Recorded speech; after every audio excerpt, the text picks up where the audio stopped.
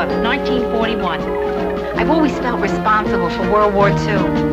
The first thing I remember liking that liked me back was food. I had a bad puberty. It lasted 17 years. I'm a high school graduate. I went to art school.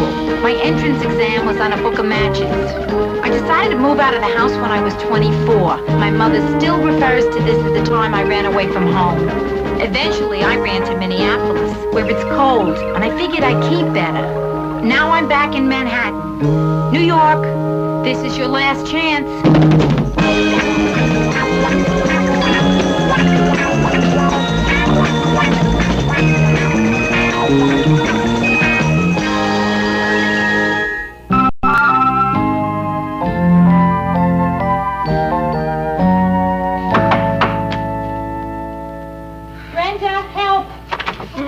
Rhoda, you need to borrow something? No, I'm looking for a place to hide out. Oh, well, this is as good a place as any. As a matter of fact, it's a better place than any. Who are you hiding from? My party. Brenda, the very first party that Joe and I give, right?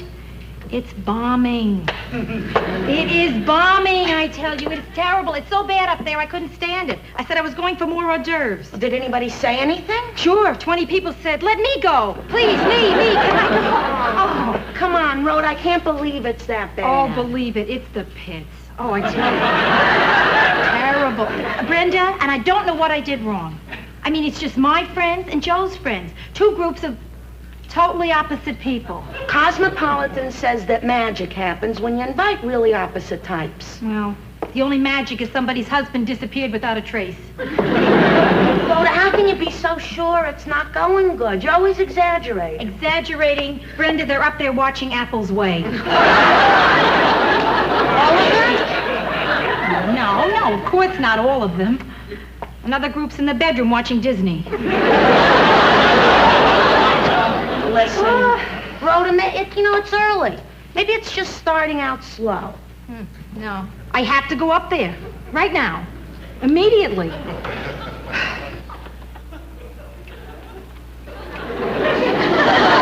Yeah, you have to go back. Thanks a lot. I was hoping you'd say this is for your own good and knock me unconscious.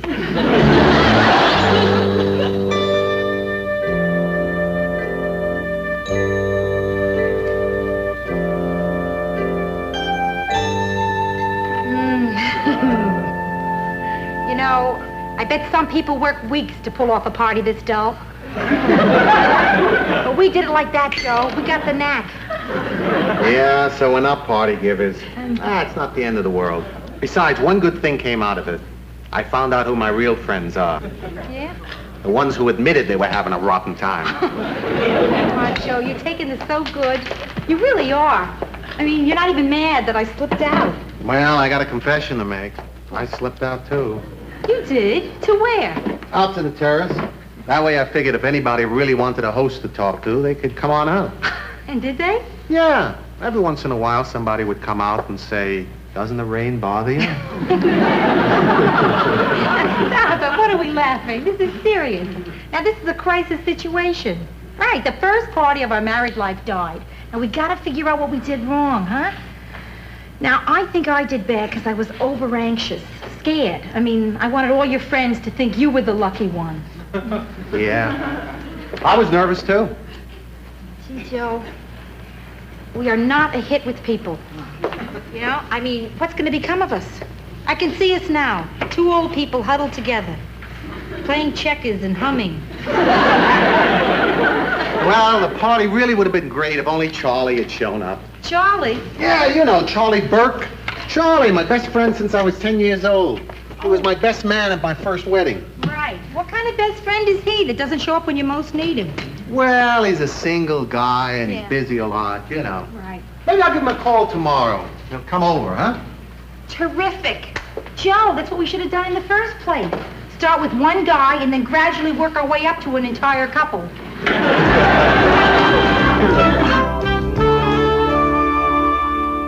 sure everything's okay, Joe? Oh, yeah. Well, I used every wedding present we got. Except for the bun warmer. But unfortunately, nobody gave us any buns. Hey, relax. Charlie will never miss him. Yeah. Now, which candle snuffer should I use? Joe, I hope he likes the wine I got. Because the man at the liquor store told me that this is great. It goes very well with meat, fish, or poultry. Sort of an equal opportunity wine. Great. Oh, tonight's really gonna be fun. Well, it better be. There's nothing good on television. There he is. Charlie! Joe. Come on. Great to see you. Charlie, this is Rhoda.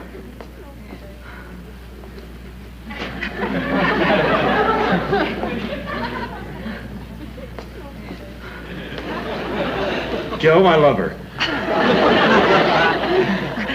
Hey. You know, Joe's told me so much about you. I'm really glad I finally got to meet you. Oh, listen, Charlie, I'm glad to finally meet you, too.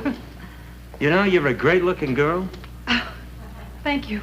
No, I mean you are great-looking. Oh, thanks. Not just good-looking or attractive, you know what I mean. No. You are great-looking. Oh, really? Come on That now. great dress. Oh, yeah. Makes you even greater looking. Stop! I'm not. I'm You really... are untrue. You are a great-looking girl. Now, what are you?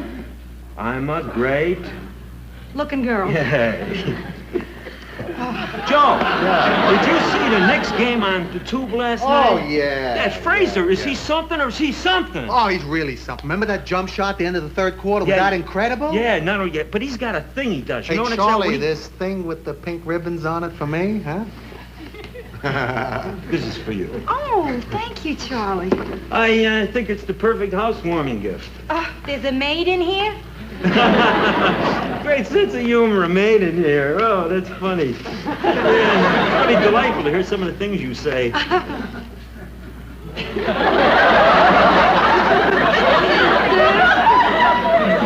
A cutie. Yeah, I knew she'd like it. Don't all girls have one of them stuffed animal collections?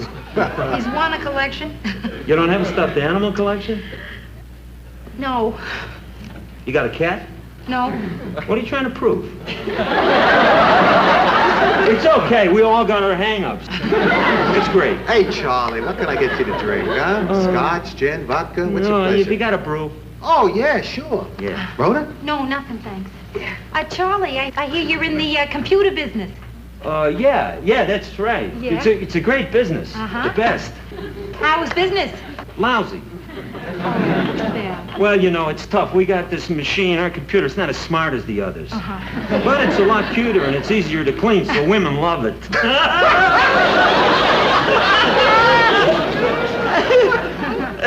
I'm waiting for the self-cleaning model. Then we're gonna get one.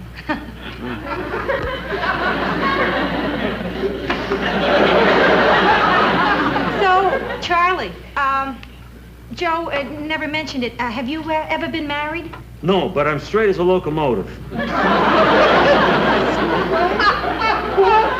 I mean, you know, a lot of people, they hear you're a bachelor at my age, and right away they think there's something wrong with you.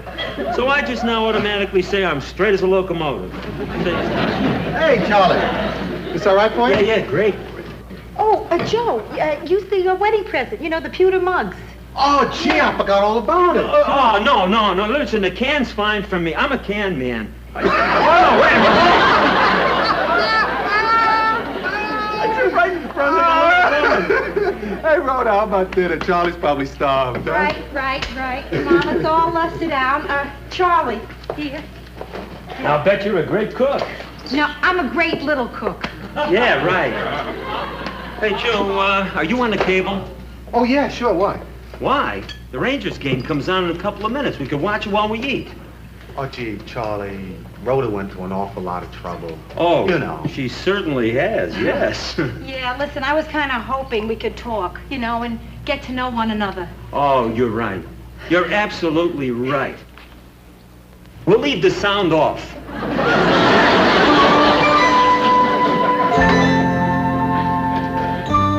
Oh, Rhoda, dinner was great. Really, it's a real treat for a bachelor like me. Usually I eat crud. You're a great little cook. You're a great little guest. So, Charlie, when we're going to see you again, huh, pal? Well, as soon as you invite me. Okay. How about next Tuesday? Huh? Rhoda? Sure. Fine. Tuesday's fine. Okay. Well, okay. Listen, I've got 2 tickets to the hockey game on Sunday. Oh, yeah? You want to go? Do I want to go? Oh, man, I'd love to. Okay, and I'd like to reciprocate for tonight. Why don't we 3 of us go out to dinner and, what do you say, Thursday? Thursday night. Thursday, Rhoda? Sure. Fine. Yeah, Thursday's fine. Okay, that's great. We're going to see each other 3 more times this week. Oh, boy, you're going to get sick of me. Never. Well. Good night. Good night, Charlie. Joe. Yeah. Come on. Forget it. You're ridiculous. See you, boy. Yeah, take it easy.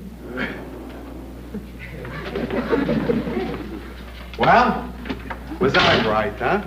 Isn't he something? Oh, yeah, he's something. He really is. He really likes you, Joe. Oh, well, we go back a long way. And you really like Charlie, don't you? Well, we're best friends. Yeah. Didn't you love him? The question is, didn't I love him? Well, now, listen, love is an extreme term, Joe, don't you think? I mean, what you're really asking is, didn't I like him? Yeah. Did you like him? No. Oh, Joe, I don't think Charlie and I really were crazy about each other. What are you talking about? You two really hit it off. He said he liked you the minute he walked in. No. He said he loved me the minute he walked in. How can he love me? He doesn't even know me. Besides, I don't trust anybody who likes me right away. Okay, Rhoda. If you don't like Charlie, it's not worth you being uncomfortable. No, we'll break a couple of dinner dates. No big deal. No, Joe, listen to me. I want to like the guy. I really do. But I don't know how I can be friends with him if he keeps complimenting me on everything I do, say, cook, wear, sit on, touch, breathe, think. Hey, come on. So, look, we just won't see him, that's all. No, he's your best friend. Come on, So I want to try there. What would you think if I got together with Charlie? You know, on my own. Just the 2 of us to try to get to know each other. What do you think? Oh, honey, I'd love you for it. Okay, I'm going to do that. Yeah. So, what do you think you and Charlie are going to do? What do we do? We'll go for lunch. We'll talk. Have a few brews. Pick up some chicks.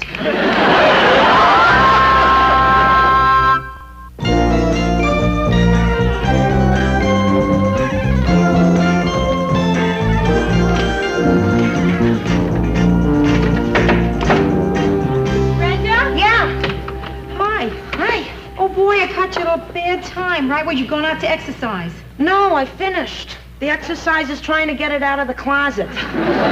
Tomorrow I push it back in. Oh, wow. Do you ever look terrific? Boy, you haven't dressed so good since you went for an extension on your unemployment. Well, I'm going to lunch with Joe's friend, Charlie, and I changed my clothes 4 times already, Brenda. What do you wear to meet a guy you don't like? You're asking the wrong person. Stop it. Hey, listen, Rolf, you don't even like him. Why are you bothering so much? Well, it's this dumb need I have to deal with things head on. You know, I haven't told you how I felt about Charlie because I didn't know if it would bum you out. I didn't even know you met him. Yeah, I saw him and Joe coming out of the elevator the other night, and he acted just like he did with you. Yeah. The minute he knew I was related to Joe, he told me how terrific I was, how great I was dressed, what a great sense of humor I had. You know, you couldn't believe a word he was saying. So you felt the same way I did? I thought he was the most wonderful man I've ever met. Good friend, he's not sincere about any of it. Well, I'd rather have an insincere person say nice things about me than have a sincere person say the truth. You stop that. Brenda, you have to understand. All my life I've been fighting to be an individual. And now suddenly somebody likes me because I'm married to Joe. I mean, I remember meeting married women at parties. Sometimes you wouldn't even hear their names. You hear, "This is my wife," as in, "This is my arm." How many women have like that? How many women have figured out a way to be individuals, you know, and make an impact on their own? And what about Ma? Not that much of an impact.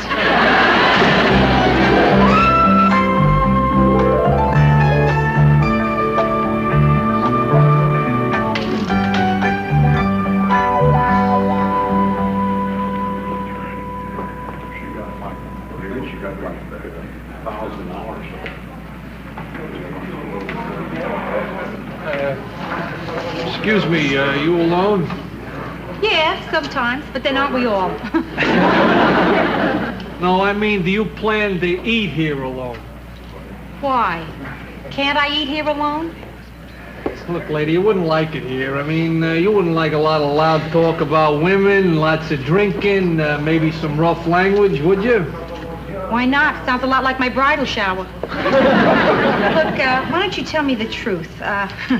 You don't like women coming in here unless they're escorted by a man, right? That's right, and we particularly don't like them coming in here trying to find a man to escort them. Hey, now, wait a minute. You're not going to make trouble, are you, lady? Oh, no. No. Ladies never make trouble. I figured I'd just come in, curtsy, and leave.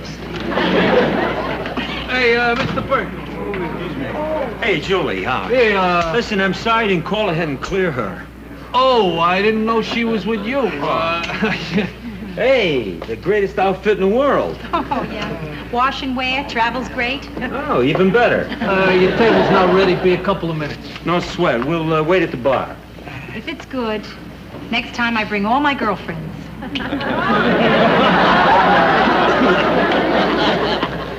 I'll have a scotch and soda. Rhoda? I'll have a brew. So how's the old man? Joe? He's fine. Yeah, he looks great. You're really taking good care of him. Oh, well, what's a wife for, right? Right. Hey, I like that, whatchamacallit there on your head. What do you call that? Hair. Hair.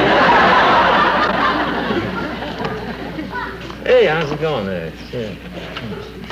So, Rhoda, what are we doing here? I mean, what did you want to talk about? Okay, Charlie. It's a little tough to get into. I mean, can you give me a minute? I mean, you talk. Me? Wait a minute. You call this meeting. I mean, I can't just stand here and talk to you like you're some girl I'm taking out. Well, why not? Well, no, I can't do that. Sure you can. No, I don't what do you think say so. to them that's different than you would say to me? Well, I'd tell them things about my life, you know. Well, like what? Well, like when I was 9 years old. It was Christmas. Boy, I was really a poor kid. He had no money at all. The only presents we got came from the welfare worker. I got a hanky and an orange. Oh, that's beautiful. That really is. Boy, now why couldn't you tell me that? Are you kidding? You're my best friend's wife. I don't want to come on to you.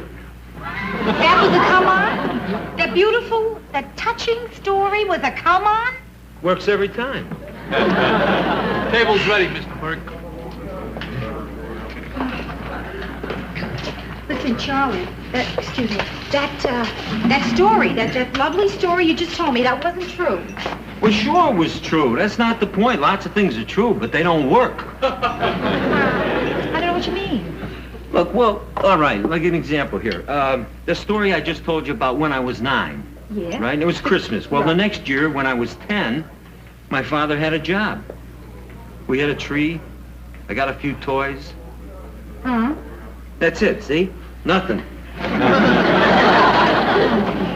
Okay. Okay, Charlie. I think I'm ready to talk now. I feel that you and I have... I'm not ready. Rhoda, hey, maybe I can... Let me go first. Oh, yeah, listen, that would be good. Thank you. Rhoda, I don't like you either.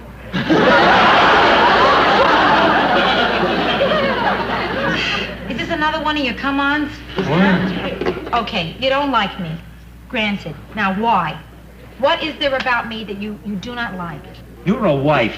Oh, that really clears things up. No. What I mean is, why don't you act like a wife? How's the wife supposed to act? Rhoda, I complimented you on your cooking, on your clothes, on the way you fixed up the apartment. You didn't even have the courtesy to eat it up. Don't you care about those things? Sure I care. I care. But I care about other things as well. Charlie, there's a whole person here. Well, I know that. Don't you think I know that? No, you don't. No, you don't know it. Untrue. Untrue? The only reason you want want to talk to me now is that I'm Joe's wife. Oh. Now, look, I'm not going to settle for that, Charlie. I want for us to be friends. Oh, come on. Would you want to be friends with me if I wasn't Joe's friend? No. Well, there you are. The only reason you want to like me is because I'm Joe's friend. Yeah, sure. And the only reason you want to like me is because I'm Joe's wife. Okay, I'll like you. You'll like me. We'll like each other. It's settled. That's it. Okay, Charlie. Okay, what are we going to do? Yeah, make believe we like each other. No, not until we really do. That could take years. Yeah, but it's better than being phony with each other. You know, I like you for that. You mean it? No. Rhoda, pass the salt. Get it yourself.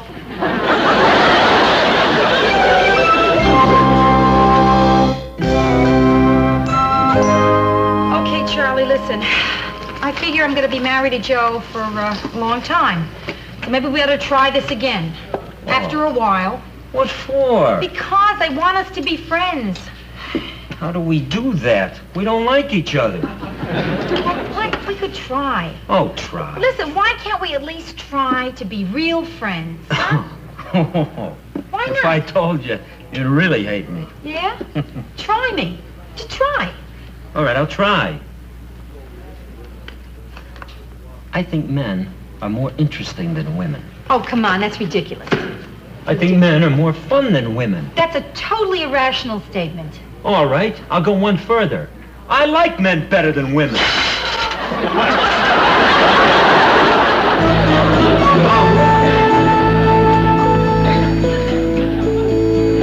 This is my favorite hangout. I can't come here anymore.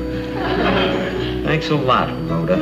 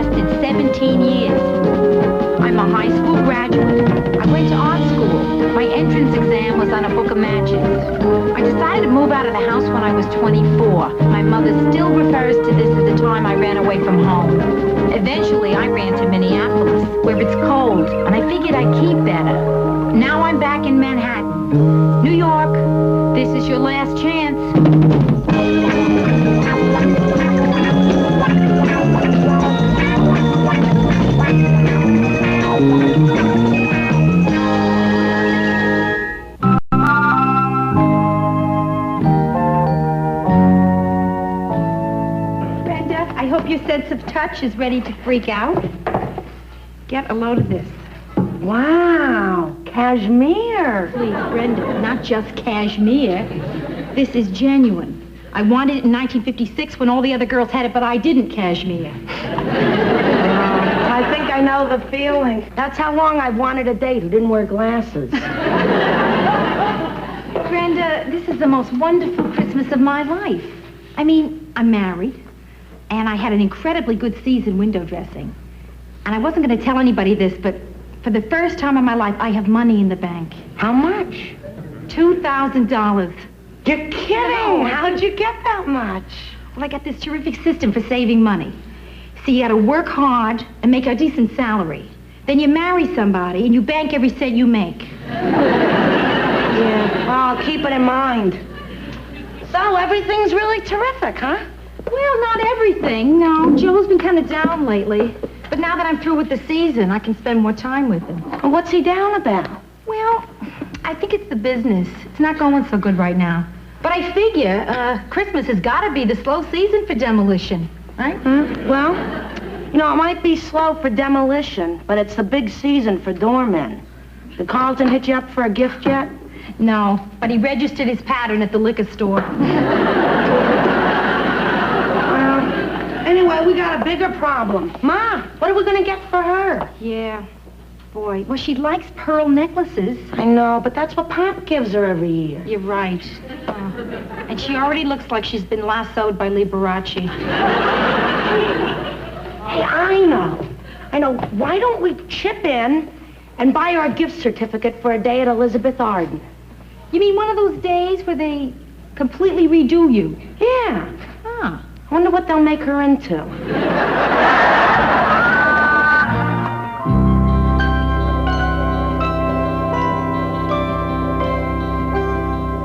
You know, when I first got into this business, I dreamed I'd be demolishing skyscrapers. Now look at me, figuring out bids for toll booths and newsstands. Joe Henderson called. He said you owe him $900 and he will not wait one more day. So I'll pay him. With what? Well, what about the emergency fund? I used that for the decorations. You know, all this aggravation would disappear in a minute if we could just land that city contract. That's a 20-story job. That's going to one of the big boys. You can forget that, Joe. How can I forget it? Just one job, one like that, and I'd be over the hump for a year. Meanwhile, what are you going to do about these bills, Joe? I don't know. Just wish these bills would disappear like the jobs do. Well, there's a bright side, Joe. You can hold up on my salary for a couple of weeks. I don't need it. You don't? No, I made $34,000 this year. That's more than you made, Joe. Hey, you know, something's strange when the boss makes less than the employees. Well, I got a great union. But it wasn't that easy now. Some weeks I had to work 35, 36 hours. You know, I think I could have done better with a union job myself. Hey, it wasn't no sense me getting in the union. You know, they kind of suspicious of us college guys. Yeah? Then how'd you get in? All it took was a job interview. 17 civil rights lawyers working day and night for 4 years. I'll never forget the interview. Hey, they had 16,000 guys in the union, and all of them were white. So I walked over to them and I said, hey, you got 16,000 guys in the union, and none of them black. And they acted real surprised. I said, not one? I'm sure I saw one. Well, what do you know? Not even one. 40-something now. Well, that was a long time ago, though. Now we got 3 in the union. Ah, damn it. Sometimes I think it's my fault what's happening with the business. But it's not. I mean, I'm out there all the time, hustling, bidding on every single job. But I'm not romancing people, you know? I'm not doing the cocktail circuit. I'm trying to play it straight, and they're stealing me blind out there. I tell you, I swear there's no way a guy can win out there. Hey, Joe, why don't I give Henderson a call? Now, he's the guy we owed the longest, right? Yeah. Maybe I can stall him for you. Henderson, no way. The guy's got a wrecking ball for a heart. You're making him sound nicer than he is. Ah, it doesn't hurt to try. Mr. Henderson, Justin Culp here. Yes, Merry Christmas. How are those 6 beautiful kids of yours? Uh-huh. Yeah. Tell you why I'm calling. We're going to buy each one of the kids a bicycle for Christmas. Oh, yeah, those 10-speed racing jobs. That's right. Oh, just tell us where to send them. Uh-huh. Okay, Mr. Henderson. Merry Christmas. By the way, Mr. Henderson, we're going to be a little late with the payment. Yeah, I knew you'd understand. Okay, thank you. Bye-bye. Well, I bought you some time. Yeah? How much? Till Christmas morning. If you want any more, you're going to have to come through with them bicycles.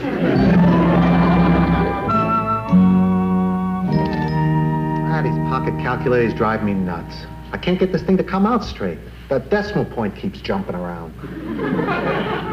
Maybe you got a dumb one.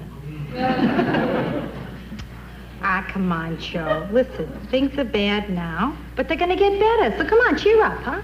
Rhoda, there's an old saying in the demolition business. When things go down, they stay down. Let's not talk about business. How about that? Let's forget it. You want to go somewhere?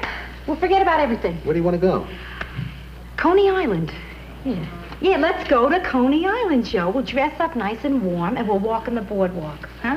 No, they're tearing down Coney Island. What? That's another contract I blew. All right, Joe, okay. You win. Listen, what am I doing here trying to cheer you up, right? This is serious. So, if you want to feel bad, you got to just feel bad. Maybe you need a good cry. No, I really mean it. I do. Man, I don't cry. Never? Even when you were a kid and somebody stuck his fingers in your eyes? Nope. Not even when Bambi got caught in the forest fire. Didn't you? Oh, I got a little lump in my throat about Thumper being in danger, but I didn't cry. Well, I can't get over this, Joe. I can't. I mean, you're usually so open about all your other emotions. Crying's a great release. It is. I mean, you get a chance to let out all those pressures that build up inside. You know, my mother used to always tell me, if you hold back a sneeze, you could blow your brains out. So what are you trying to tell me? That if I hold back my tears, I'm going to drown? Hey, Joe, wait. Now, look, what do you got against crying, Joe? I mean, wait a minute. Is this some macho trip here? That men can't cry? Oh, Is that no, what you're doing? no. Crying's okay. In fact, I sometimes envy people who can cry. So what do you do when you're sad? I don't know. I guess I cough. Okay, so you don't cry when you're sad. Did you ever cry when somebody did something really beautiful for you? Huh? I guess nobody ever did anything that beautiful. Well, tonight could be the night. What do you mean? Okay, Joe, get ready. I was going to give this to you next week, but I think I better do it right now. It's my something beautiful.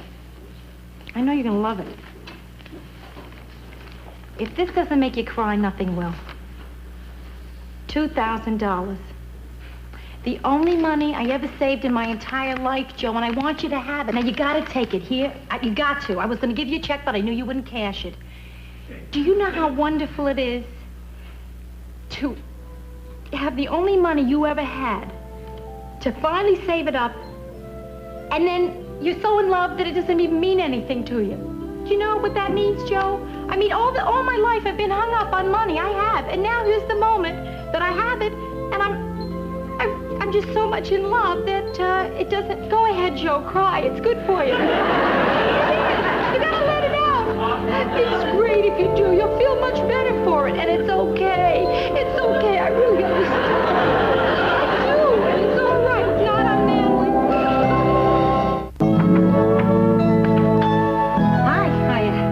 Is Joe up yet? Oh, yeah, he's up and out. He's gone to work. On a Saturday? Yeah, the poor thing's out making the rounds. He felt he should do something to drum up a little business. Did Ma call yet? No. But she's going to, isn't she? Yeah. That woman is amazing. I mean, there's something mystical about her, Brenda. I know. I remember when I was a kid, she always knew when I got in trouble at school. For a while there, I thought she was bugging my thermos. I know the feeling. I've been battling it for years. But I finally figured out a way to fool her. Fool Ma? Yep. Oh, tell me, Rhoda, you gotta tell me. Oh, listen, it's very simple. It's all a matter of acting and perfect voice control. One slip, and right off she asks you what's wrong. And then you can't get off that telephone with her without a pair of wire cutters. Oh, boy, Rhoda, if you can really take care of Ma, the world is yours. Yeah. Now I just have to be able to take care of Joe, right? Boy, Brenda, he's carrying around a double load. He's trying to fix the business, and he's trying to hide his feelings at the same time. And he keeps everything bottled up inside him. Listen, Ro, if anybody can cheer Joe up, you can. I don't know, Bren. I think at a time like this, the best thing a wife can do is help her husband feel bad. No wonder Ma is such a great wife.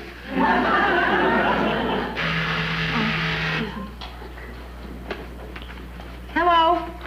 This is Carlton, your doorman. Yeah, I know. What? I'm just calling to see if you like my gift.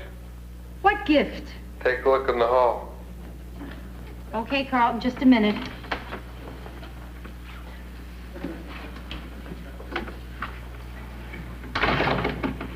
Carlton, it's quite beautiful. Thank you. What is this? Fudge. Taste it. Oh, yeah, it's delicious, Carlton. Oh, no, that was too fast to taste. I'm not getting off till you try it. I I made it myself. It's not bad, Carlton. Good. Tell the people in 4A they said it made them sick.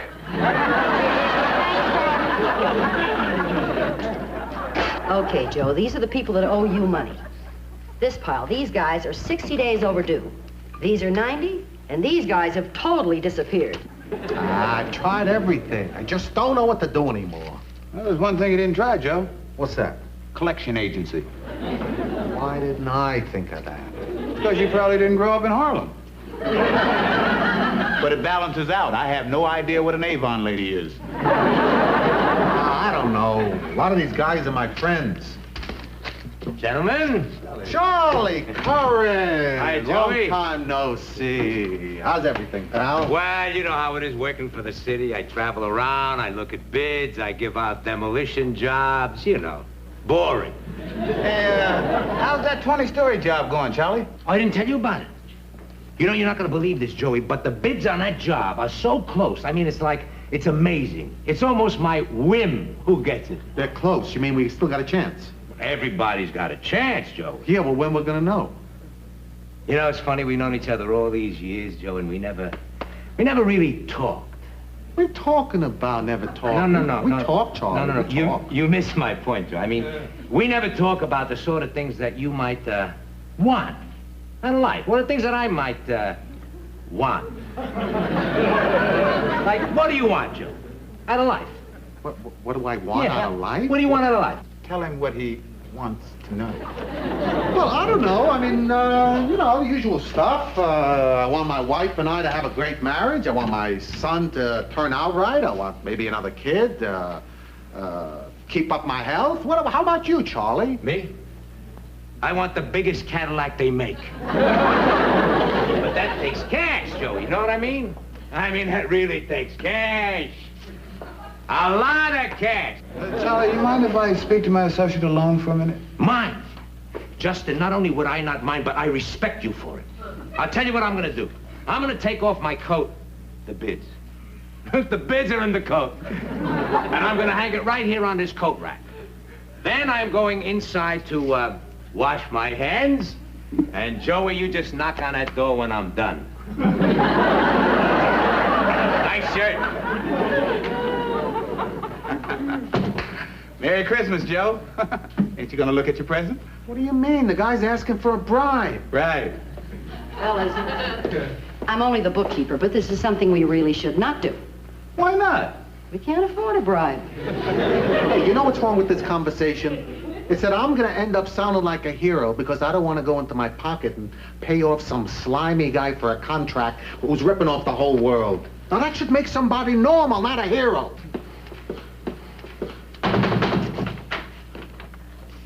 Charlie, I'm not paying you off any bribe.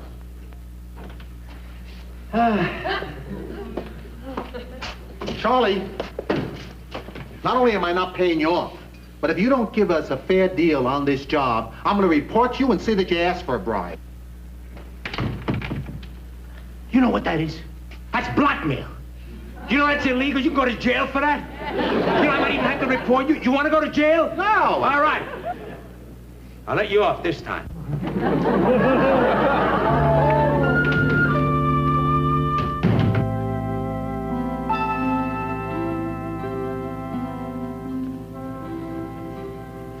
Joe, what time is it anyway? Oh, about 3 o'clock. Joe, funny thing just happened in there. I was lying in bed, you know, half asleep, hugging you. And suddenly I realized you weren't there. I think I'm having an affair with your pillow. Joe, hey, you want some coffee? No, just keep me up. Do you want a pillow? Rhoda, why don't you just go back to sleep, huh? Are you crazy? Who sleeps at 3 o'clock in the morning? Don't smile. That damn business is like one big Dempsey dumpster. If anybody's having trouble getting rid of money, they can just stick it into my business.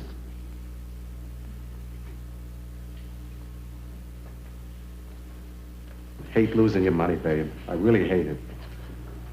The only thing I hate more is having to tell you that I lost it. Oh, Joe, listen, it was our money. Really. What am I talking about? It was my money. It's true. But I don't care. Nobody ever cared less than I care about that money. I'm telling you. But I want to tell you something else. What does make me feel bad is what you're carrying around inside, and I can't help. Now, is there anything I can do? No. Huh? There's got to be something, Joe. No, there's nothing you can do. Would leaving you alone help? Huh? Am I bugging you right now? You got to give me a hint here, Joe, huh? Okay, just tell me if it's making it better or worse if I stay. No, it's better that you're here because you're distracting me from it. Do you mind talking about the business? No. Okay, then. Tell me, what's a Dempsey dumpster? Well, it's this big thing, you see, collecting trash. Oh, I always called that Cousin Arthur. Hey, listen, I want to make sure, absolutely certain, that you're not worrying over how I feel about the money. Because I don't care. I really don't care. I never had it, so I don't miss it. I mean, it's like Monopoly money, Joe.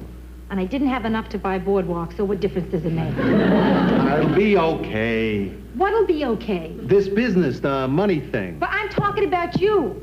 Are you going to be okay, huh?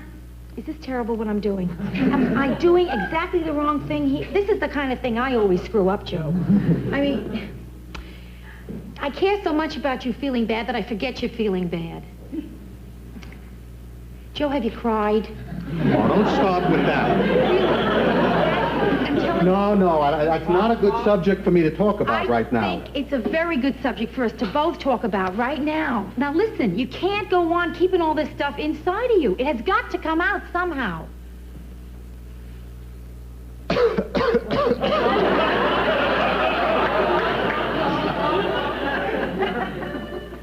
Forgive me, but I don't think that's going to do it, Joe.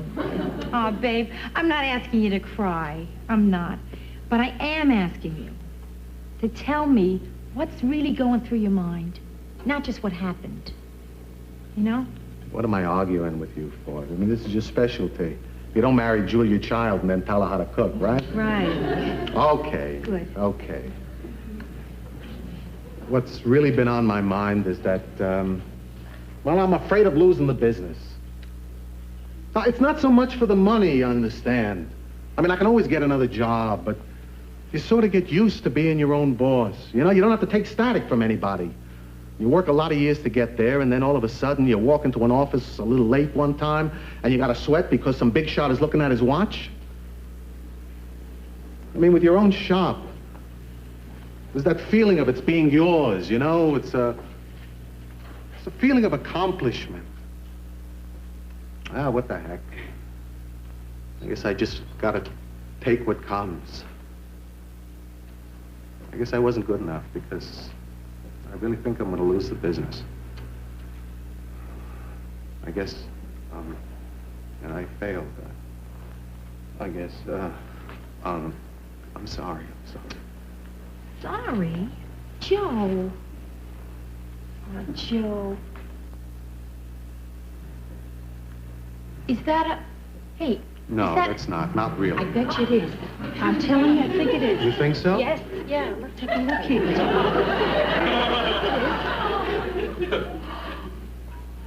Oh, Joe.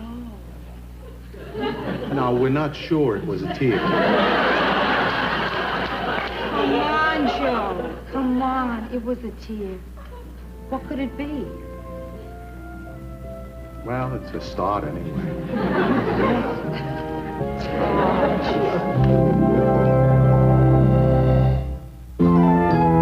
So how did Ma like her day at Elizabeth Arden? Oh, fine.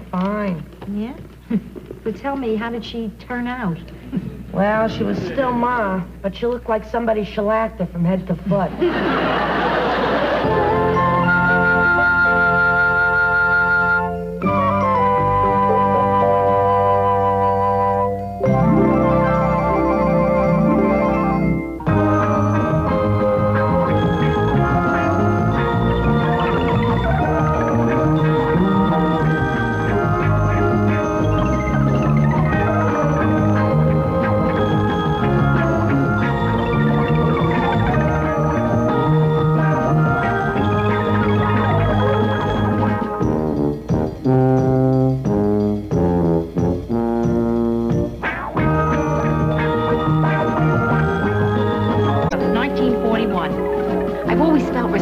responsible for World War II. The first thing I remember liking that liked me back was food. I had a bad puberty. It lasted 17 years. I'm a high school graduate. I went to art school. My entrance exam was on a book of matches. I decided to move out of the house when I was 24. My mother still refers to this as the time I ran away from home. Eventually, I ran to Minneapolis, where it's cold, and I figured I'd keep better. Now I'm back in Manhattan. New York, this is your last chance.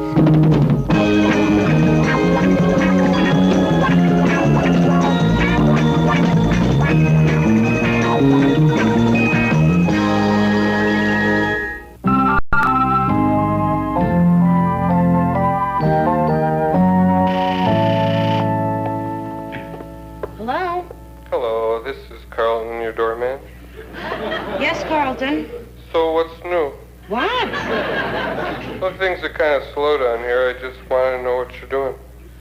Well, right now I'm about to be late for a formal dinner thing I'm invited to because I'm wasting my time talking to you. Wasting your time talking to me. That's funny. That's what your mother said. When did my mother say that? Oh, didn't I tell you? She's on her way up. By elevator. Oh, thanks for letting me know, Carlton. At your service.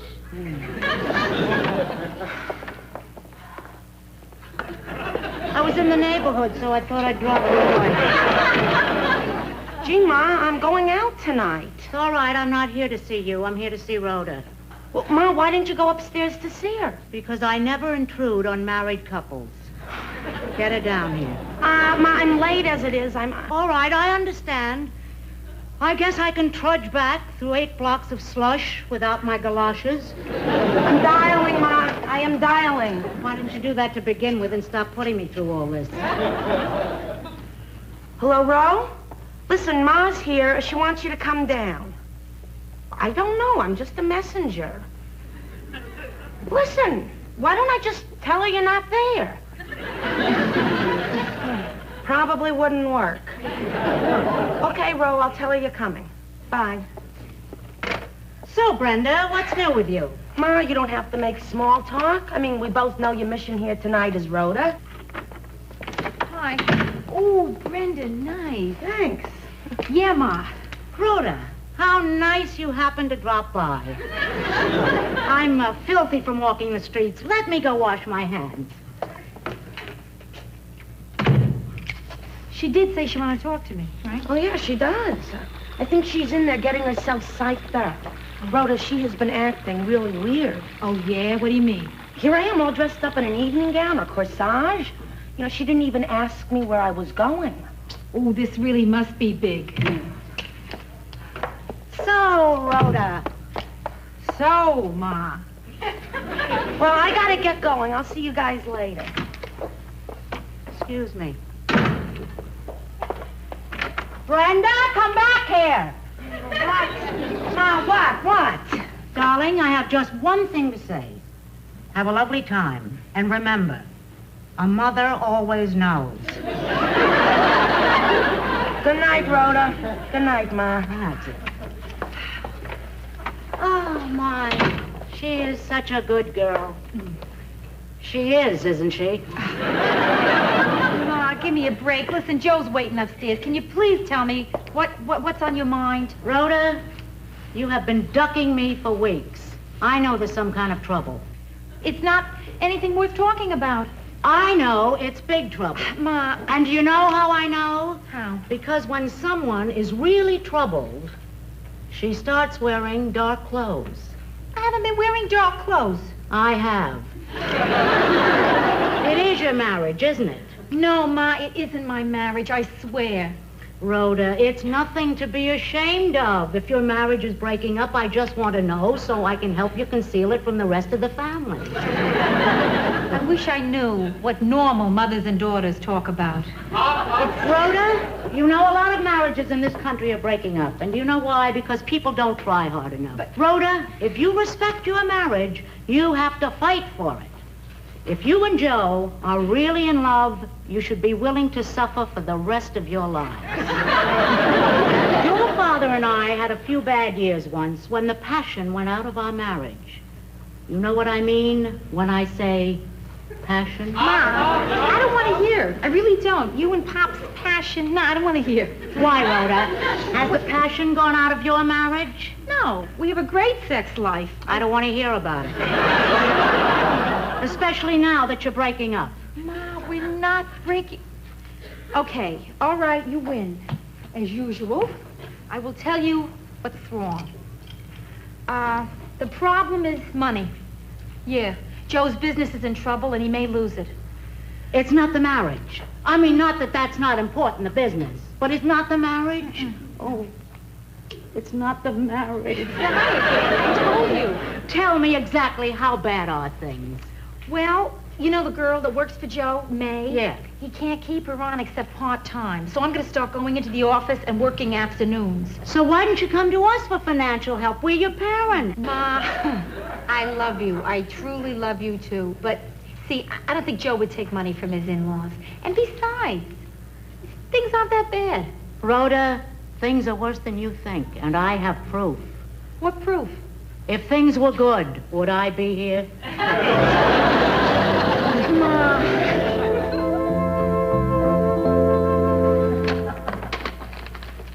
Mr. Gerard, your mail. How am I doing so far? Not so good. Huh? What's the matter? What's wrong? We're bankrupt. What? Yeah, all those guys that we owe money to, they're suing us. You're kidding. I do one thing. I hand you one letter, and the whole business comes tumbling down. Why couldn't I have handed you this one first? Your subscription to Fortune magazine ran out. Bankrupt, huh? Well, I guess that's it. Joe. Maybe not. What do you mean? Maybe not bankrupt. I mean, I was talking to Ma yesterday. She said if we needed money, she would be anxious. Oh, no. They would love to help us. No. They would, Joe. No. Where does a guy go to vote yes? No, I can't do it, babe. I just can't go to your folks for money. Joe, it's not a question of whether you can go to my folks for money. The question is, do you want this business? Yeah, sure, I want this business. Okay, then, that's settled. I'm going to call them, have them over for dinner tonight, and we'll ask them for the loan. Okay? Boy, it's going to be murder asking your father for $7,000. $7,000? Okay, I'll invite them for the weekend. Boy,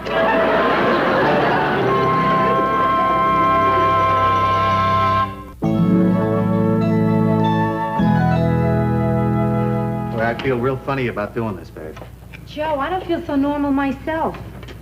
Boy, don't things get weird the instant you go to ask somebody for money? I mean, for the first time in my life, I'm worried that my folks won't like what I cook. Of course, the real problem is nobody under 40 knows how to make chicken the way my mother likes it. It's a lost art, kind of like glass blowing, you know? I think it has something to do with the paprika. Oh, there you are. Here. There it goes. All right, yep, I'm with you. Hi, Ida. Hi, Joe. Hi. There they Hiya, are. Hi, Pop. sweetie. Are we late? No, All you right. just heard. Hi. Come in. Oh, good to Hi, see you. Rhoda, I would have had the doorman announce us, but I didn't want to interrupt his practicing. Practicing what? Singing into a brown paper bag.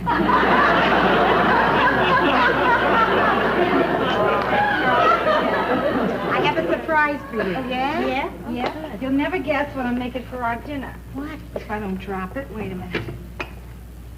Oh, good. Chicken. Rhoda, that's wonderful.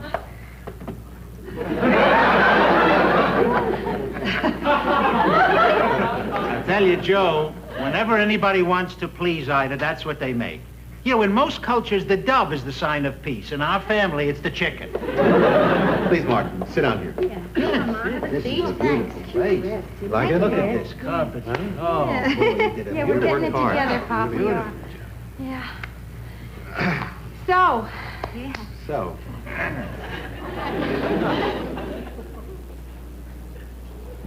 Ma, you remember yesterday when we were talking, and you spoke of, helping us? Yeah.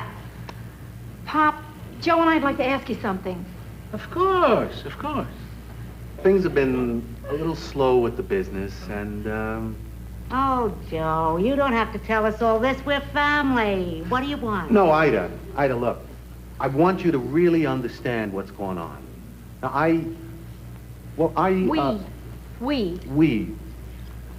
We need $7,000 to get through the next 2 months. That's to pay all the regular bills and, you know. Oh, Joe, listen.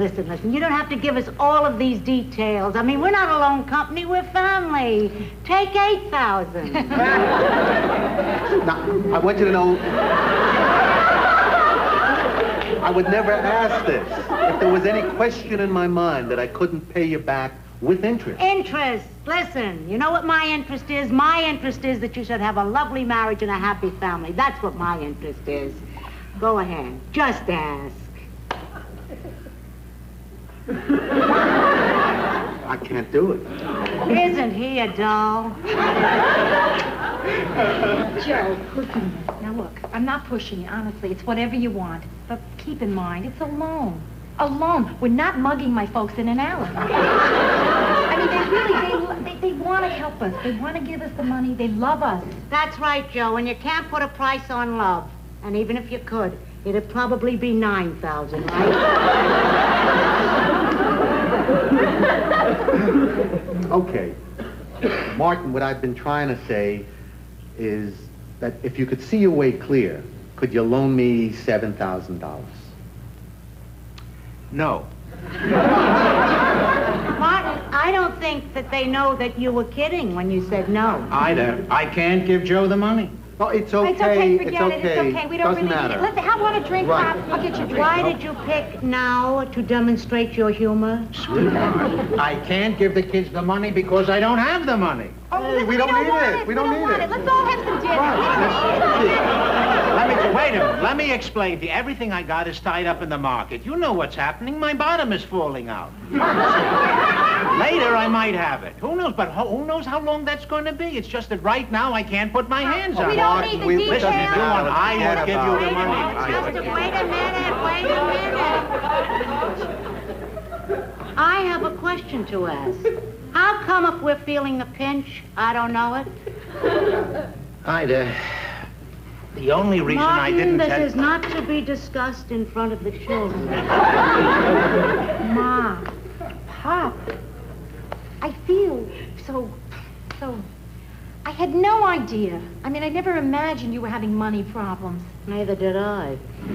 Well, look, if there's any way that I can help with a loan or something. Reflex action. It's all right, Joe. I know how you feel. And I know how you feel, Ma. No, on second thought, I don't. I never had the slightest idea how you feel. How do you feel? I feel like chicken. Let's eat. Okay. I knew I should never have brought this up. Brought what up? We're not discussing anything anymore. We're just here to have a quiet little dinner. I mean, what's to be gained by dwelling on the fact that you can be married to a man for almost 40 years, share the same closets, sleep in the same bed? It's a simple explanation. Martin, I don't want to talk about any of this until after dinner. So eat fast.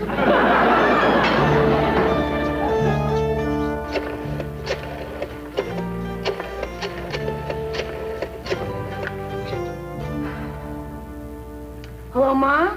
This is Brenda. I'm sorry to call so late. What do you mean? I call you a lot.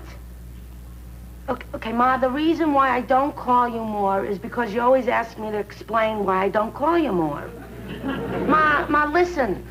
What I wanted to tell you was, you know that money you and Pop were saving for my wedding? Well, I want you to give it to Rhoda and Joe. Ma, it's no big deal. I'm not wonderful. Ma, I'm not a princess. Ma, I am not an angel from heaven. Ma, I'm not. Things are rough and I just want to help out. Ma, you're praising me too much. I'm not. I am not another Eleanor Roosevelt. Okay, Ma. Okay, good night.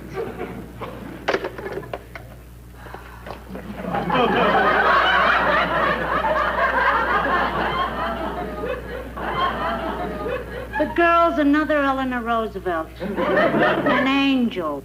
You know what our young Eleanor Roosevelt wanted us to do? What? Give Joe and Rhoda the money we've been saving up for her wedding. You didn't tell her. Tell her that we only started saving for her wedding after Rhoda was married. How much is in that account, anyway? $28. I'm surprised you told me.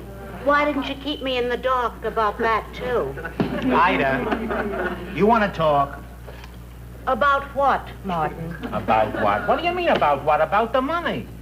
You seemed upset because I didn't tell you. I want to talk to you about it. What is your part of the blanket on, a 7 or an 8? What difference does it make? Well, tonight I want us both to be the same temperature. Come on.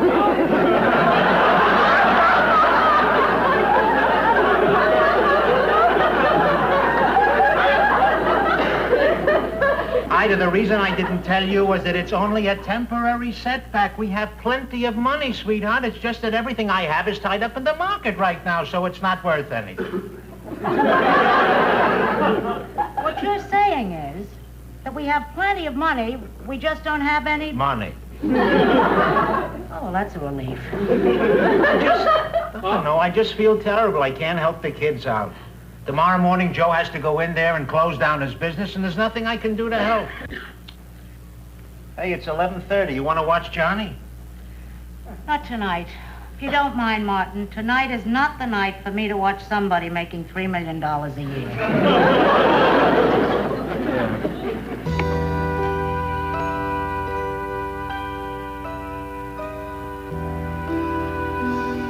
Hey, look at this. Picture of the first building we ever knocked down, huh? Yeah, sure got a lot easier after we bought that wrecking ball, huh? That's Father Court. Hey, Ma! Oh, I thought I had the wrong office. I came to the door and I heard people laughing. Like they had money. Hi, Ida. Hi, Joe. Hi, Ma. Get on. Yeah. What are you doing here? I came here to make a little speech. You want me to leave while you talk things over? Gee, I don't know. Who are you? Justin Cope. I used to work here. Oh, well, then you better stay, because what I have to say relates to the business. Of course, there is a personal part, so maybe when I get to the personal, you could, Sure. Rhoda? Yeah. Joe? Justin?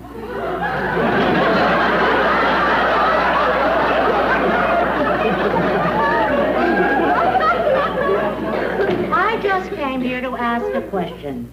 Why is it that you went to your father for money instead of me? Well, Pop's been working all these years. I figure he's got the money. Rhoda, don't I look like a person who would have something tucked away for a rainy day? I don't know, Ma. When I was married, your grandmother Morgenstern took me into her kitchen and she pressed some money in my hand, and I mean pressed. And she said to me in her broken English, Ida, save this. You should always have something tucked away for a rainy day. You never know when you'll have to move your tent to another village.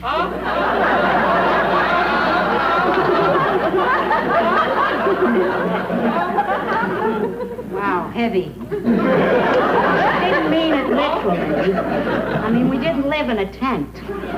So, for all these years, I've been putting something away for a rainy day at 4.5%. And this is the day, and it's pouring in here. So, on this day, when you've had this unfortunate thing that you refer to as your... bankruptcy. Your inconvenience, on this very day, I have $7,000 to give you. Oh, Ma, that's incredible. That's so sweet. No, we appreciate it, but do. you folks have got to keep it. I mean, Yes. Martin said the No. other day that- Martin explained the whole thing to me. We have more than enough money. We're just not sure where it is. No, we cannot take that check. Ma, listen to me. Up front, I'm going to tell you. I'm going to wait you out on this one. And don't start putting checks at me. Now, no, she's putting checks in my clothes. Listen, stop it. Now, just stop it right now, because I'm serious here. You hear me? Now, stop. You always like this, insistent. Now, look, I am not taking the check. We can argue, we can fight, you can conceal the check, and I am not going to take it. You hear? And I know your tricks. I'm on to you. Now, wait, listen. She will deposit it in a bank and under our name. No, I won't. I won't. Yeah, suddenly one morning we find a packet of diamonds on our terrace.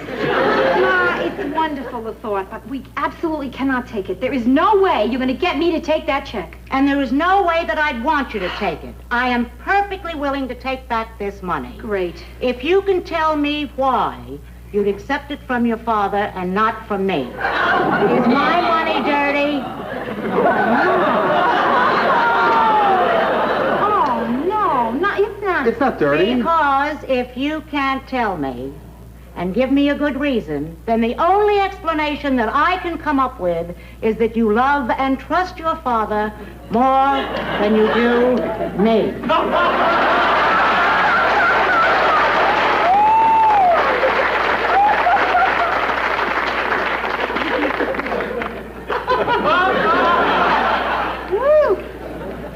Here, Joe.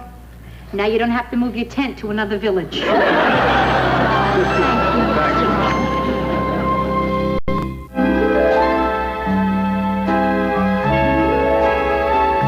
on. Come on. Come on. Come on. Enough work. Come on. Okay, I'm ready to go. Yeah? Okay, good. Hey, Rhoda, did you really mean that, what you said before? You know, about you being happy that the business was folding so you could see me more? Did I say that? Yeah, you did. Well, you said you were relieved that it was all over. Well, I got a good explanation for that. What? I lied. Hey, listen. Why don't we go to the market and get a couple of really good steaks, a bottle of wine, and go home and celebrate, huh? That's a good idea. You got any money? No, you? No. You think the market will cash a check for $7,000? Only if it's for the exact amount of purchase. That's perfect. I'm starved.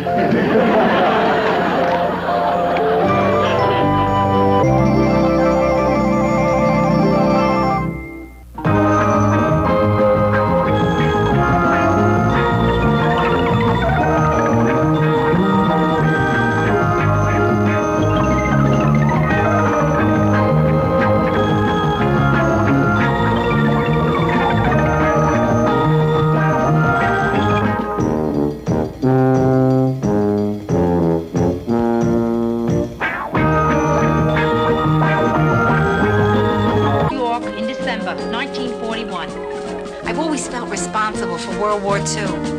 The first thing I remember liking that liked me back was food. I had a bad puberty. It lasted 17 years. I'm a high school graduate. I went to art school. My entrance exam was on a book of matches. I decided to move out of the house when I was 24. My mother still refers to this as the time I ran away from home. Eventually, I ran to Minneapolis, where it's cold, and I figured I'd keep better. Now I'm back in Manhattan.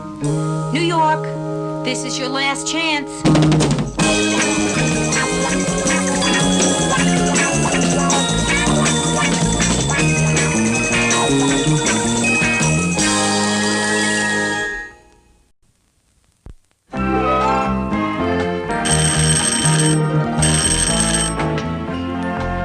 Hi, Rhoda. Myrna Morgenstein? Yeah, Myrna, I know it's you. Well, so many people don't. Come on in.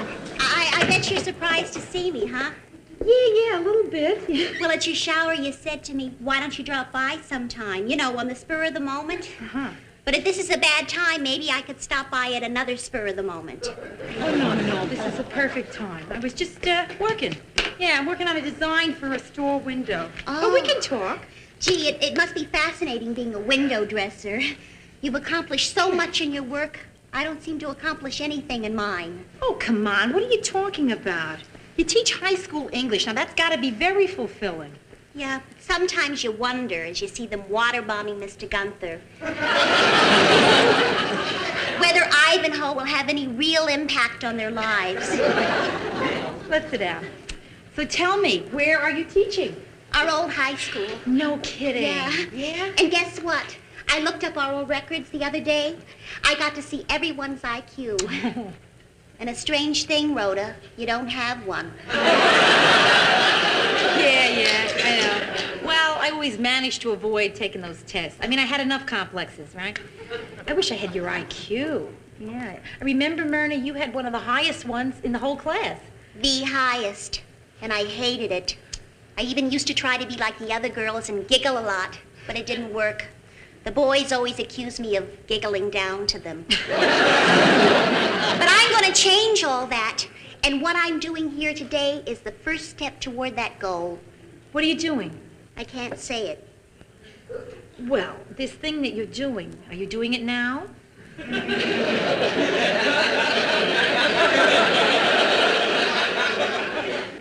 All my life, I've wanted to be the kind of person who could do this without doing this. Right after. And when I was at your shower and I saw you after so many years, I thought, oh, Rhoda is so self-confident and outgoing and obviously had no problem dating anyone she wanted. Then how come I always ended up with Steven Schlossberg? But the important thing is, I wanted to be friends with you and I actually did something about it. I'm going to start taking all life has to offer. Do you want to go to the movies sometime? Sure, yeah. And if you really want to grab life by the tail, you could come over here for dinner sometime. When? Gee, that wasn't too pushy, was it? Not at all. Darling, I'd love to have you for dinner. How about Tuesday night? Great. You're on. Oh, Rhoda, by the way, would you mind if I brought a man? No, not at all. Would you mind getting me one to bring?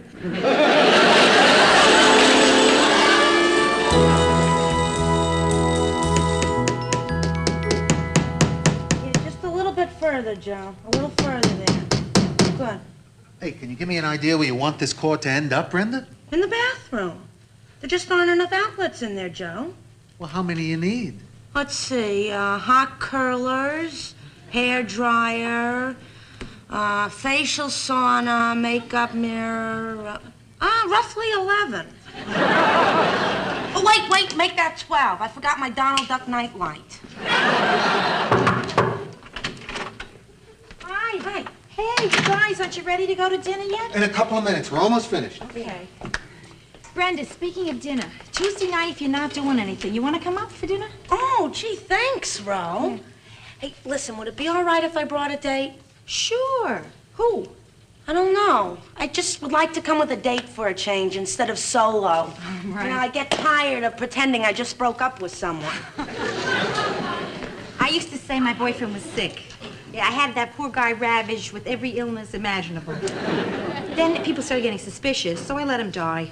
But then I had a good excuse, which was I was in mourning. See that? Oh, well, then I have to get a date, you see. My black dress is in the cleaners. Listen, Bryn, it doesn't matter one way or the other, because an old girlfriend from high school, Myrna Morgenstein, from the shower, yeah, she's coming to dinner. And she asked me to get her a date, but I told her that I couldn't. Hey, yes, you can. Oh, yeah, we can have my friend Charlie Burke over for dinner. Oh, no, Joe. No, please, no. Oh, it's because you don't like Charlie, isn't it? No, it isn't. It's because I don't like fix-ups, you know? And if I did like fix-ups, I wouldn't fix up anybody with Charlie, and that's because I don't like Charlie. We can have two people over, and it doesn't have to be a fix-up. I'm telling you, Joe, it won't work. Hey, well, look, Charlie is my friend, and I'd like to have him over, too. Yeah. Come on, try it. I don't have to try it to know that it will not work. It'll be some crummy fix-up, and then I'll be stuck, smack in the middle of it. You're sure it's not going to work, and I think that it will. So do it because you trust me. Do it because I want it. Now, I've never asked you for anything like this before. Yeah. Come on, what do you got to lose? Huh? I've heard that whole speech before, but usually ending with, I swear I'll still respect you. So, I will give you the exact same answer I gave all of them. Sure. Gotcha.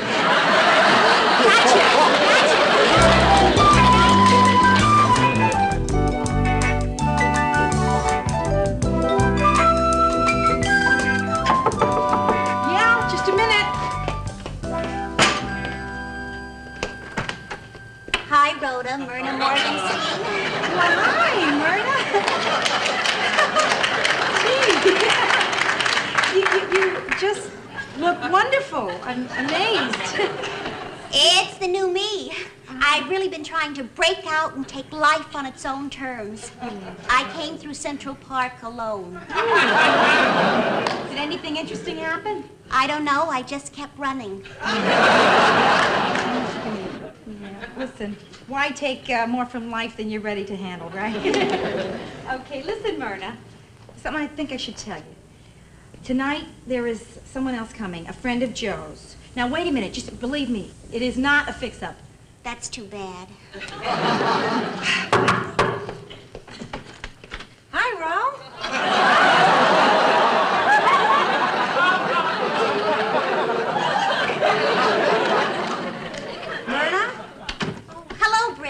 Myrna Morgenstein. Yeah.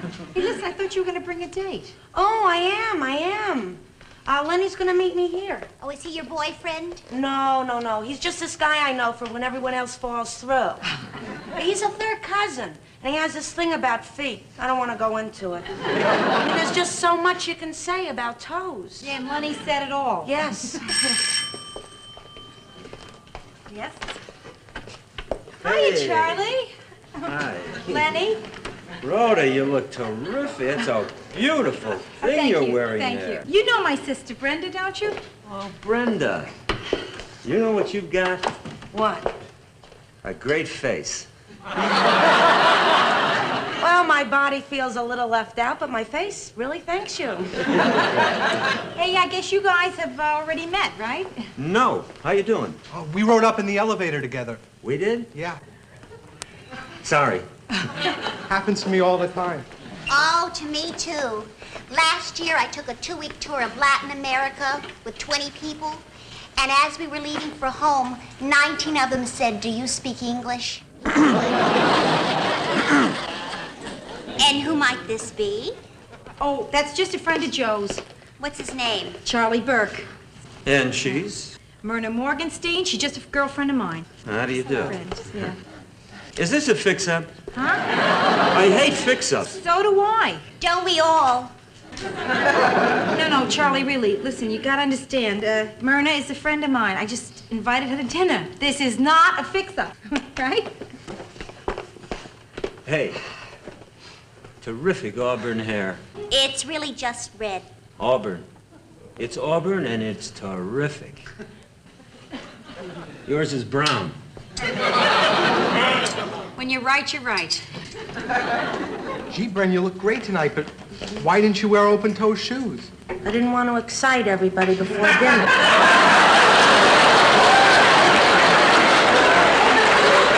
Hey, irregardless of the shoes, Brenda, you look fantastic. Excuse me, there's no such word as irregardless. Myrna's the English teacher. Grammar is her beat. Hey, everybody's here. Charlie. How are you? Good to see you. Hey, I'm sorry, but the liquor store was closed, so we don't have any mixers. But you can have anything you want with water or on the rocks. Oh, water's fine. What would you like with that? Rocks. That's a delightful sense of humor you got there. Have you seen the view from the terrace? Yes, I have. Have you seen it with me? No, I haven't. Hey, what view? 15 supers stacking garbage cans. You'll have a view. I'll be out there. And I'll have a view. She'll be out there. That was very thrilling what you just said. You see, we didn't even try and fix them up. Look. It's a little early to be saying I told you so, okay? He's probably out there having her renounce the Dewey Decimal System. Well, they can't stay out there for long. I mean, it is freezing out there. Yeah, she should be wearing boots. Leather ones, with nice warm fur inside. Brenda. Lenny, no more shoe talk.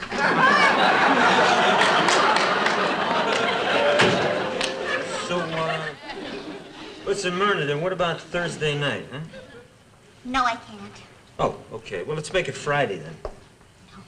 Huh? No, I can't. I know what you're shooting for. Okay, Saturday. No, really, I can't. Well, why not? I just can't. Well, I mean, you must have a reason, you know? I mean, you can tell me why not. To be honest with you, see, I don't think I want to go out with you. In Oh. fact, I know that I don't want to no. go out with you. Okay. And I'm very sorry to have to tell you that I just don't want to go out. I understand. You don't owe me anything. I guess that's clear. To all of us, huh? Hey, nobody heard anything. Come on, let me fix you a drink. No, I don't want to drink. I'm sorry, Joe. There's no sense continuing on. Continuing on is redundant. Charlie, stay for a drink, will you? Well, I'll stay for a drink. I think your exact words were, we can invite two people over without them thinking it's a fix-up. You know, it really would have been a classy thing if you hadn't had to say I told you so. I know. But if I tried to hold that in me, the pressure would have blown out my teeth. You think he was hurt? Yeah, sure. You do? He was hurt. I hurt someone? I've never hurt anyone in my entire life, let alone a man. Oh, Myrna, listen, you couldn't help it. Oh, Rhoda, I hurt someone.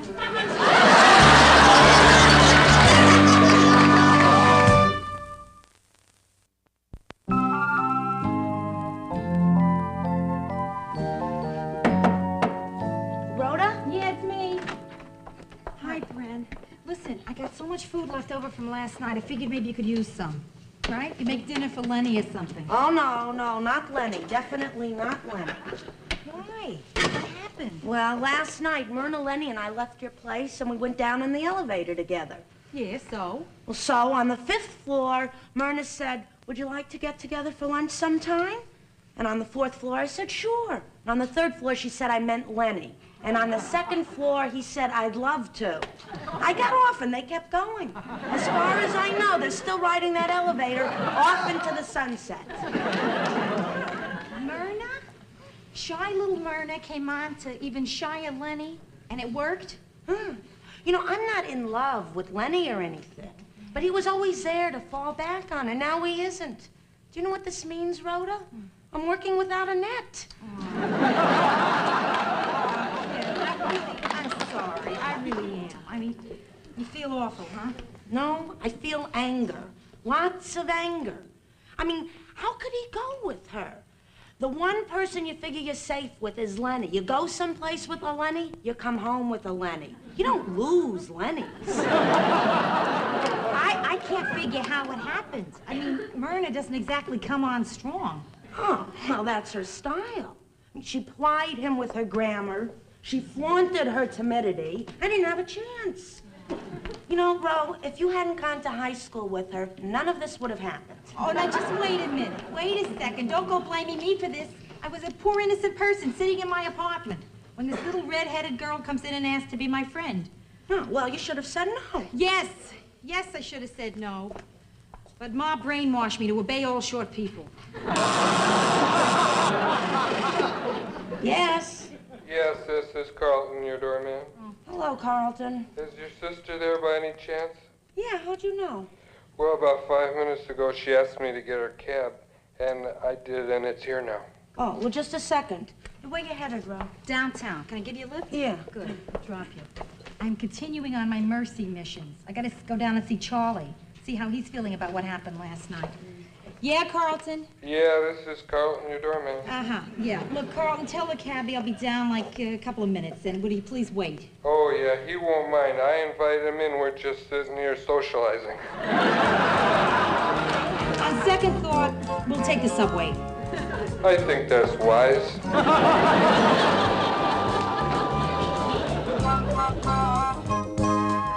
Well, Charlie, I came down here because I want to talk about what happened the other night. Listen, no problem. Just forget it. It's like water off a duck's back. Why did she say no? What reason could she possibly have? Well, I don't know. This sort of thing happens to everyone. You poisoned her mind, didn't you? What? I did not. I didn't. You must have, because no woman's ever said no to me before. Oh, come on, Charlie. Never. It had to have happened to you. No, Come on. well, okay, once, all Yeah, right. right. But that didn't even bother me. Why not? The girl was Elizabeth Taylor. You asked Elizabeth Taylor out? Yeah. Saw her in a restaurant. Yeah. We were making eye contact. A lot of eye contact. Mm-hmm. She has violet eyes, you know. Yeah, I heard that, yeah. So finally I figured, so what? So she's a big movie star, and I'm just a regular guy. She has urges, too. So I walked across that room, and let me tell you, it was the longest walk of my life. And I said, Miss Taylor, my name is Charlie, and I think we both have the same thing on our minds. I'm gonna get your coat now, and I'm gonna walk you out of this place. What did she say? She didn't say anything. But Eddie Fisher told me to get lost. Yeah,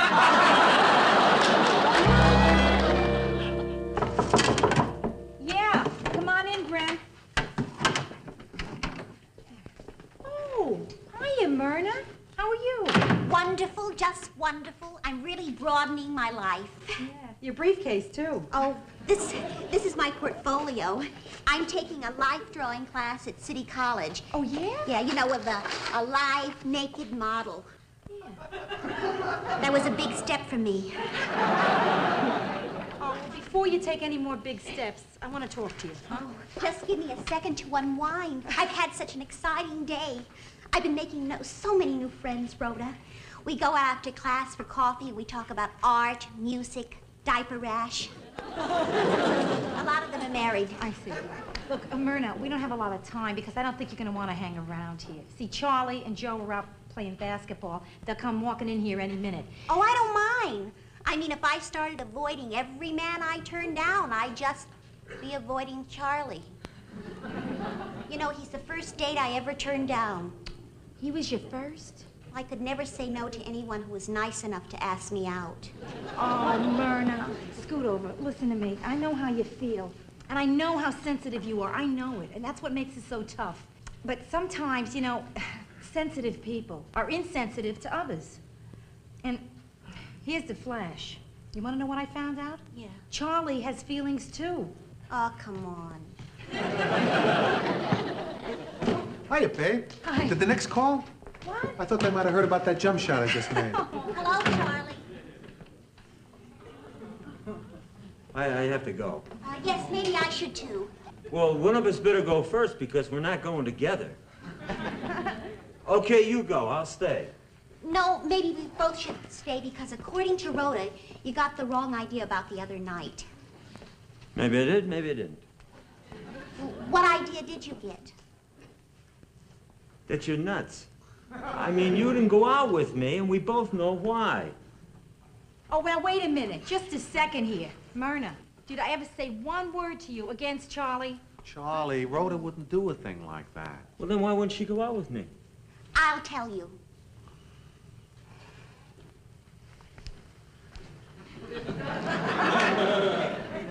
Charlie, you would have taken me out to dinner, right? Yeah, sure. I'd spring for dinner. And you would have been charming and funny and complimentary. You would have made a pass, and I would have been afraid you'd think I was a square, so I would have accepted. You busy Thursday?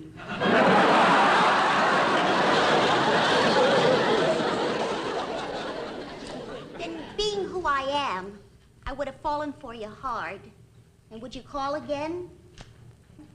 Would you? Sure, he'd call again. He would call. I would. Okay. Then we'd start to see each other. And after 3 or 4 weeks, we'd be a thing. Yeah, for 4 weeks. Maybe you'd come up to school to pick me up Where's your school? in the Bronx. No, meet me downtown. Okay. See? There I am, running out of the school, getting into the subway, roaring into the city, dashing up your steps, saying, Charlie, I'm here. And what would everybody be saying then, Rhoda? Hey, what do you think about Myrna and Charlie? I hear she's running up the steps and everything.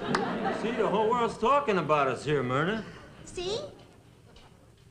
Then a few months go by, and one night I can't hold it in any longer, and I say, I love you, Charlie. Hey, wait, we don't have to talk about that now.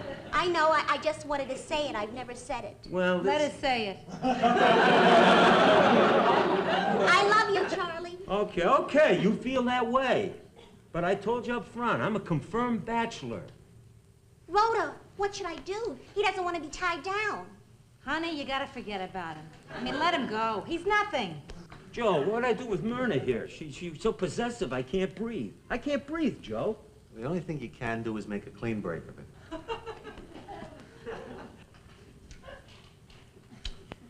Myrna, I've been a bachelor all my life. I know how you feel. You're a wonderful girl, but I'm sorry, kid. I just don't want to get married. I want to thank you for your honesty, Charlie. And I've decided to leave New York and seek a teaching position in New Mexico. And that's why I won't go out with you.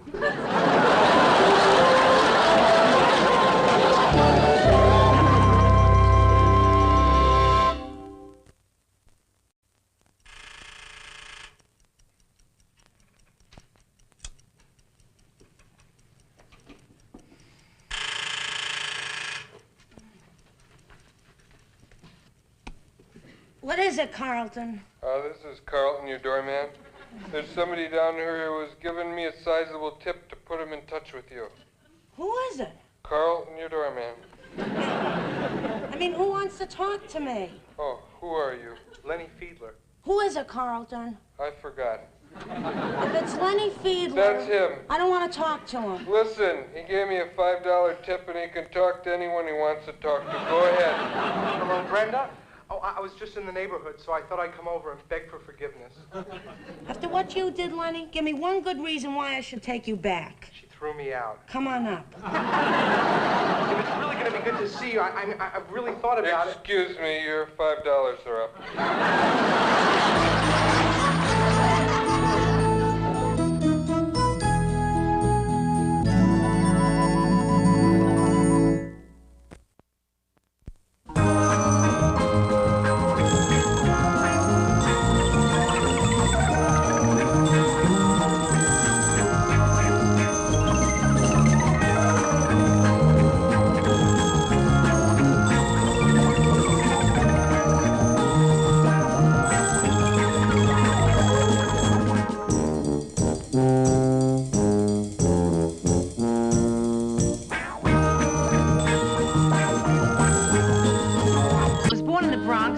In December 1941. I've always felt responsible for World War II. The first thing I remember liking that liked me back was food. I had a bad puberty. It lasted 17 years. I'm a high school graduate. I went to art school. My entrance exam was on a book of matches. I decided to move out of the house when I was 24. My mother still refers to this as the time I ran away from home. Eventually, I ran to Minneapolis, where it's cold, and I figured I'd keep better. Now I'm back in Manhattan. New York, this is your last chance.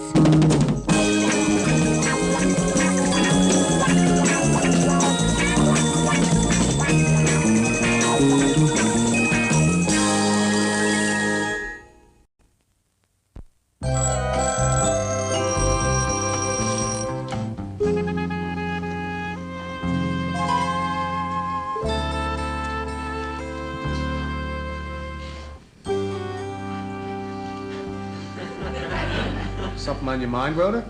No, nothing. What could be on my mind? I just woke up. What are you going back to your exercises? Something's obviously on my mind. Listen, Rhoda, if you got something you want to tell me, then why don't you tell me about it, huh? Well, I don't know. I feel funny. It's about me and a man. Why don't we have a bite to eat? No, no bites, Sure, nothing. just a little juice. No, Rhoda. It'll take me one Rhoda, second. Rhoda, Yeah. freeze! You're right. Did you see what... This is terrible, what I was just doing.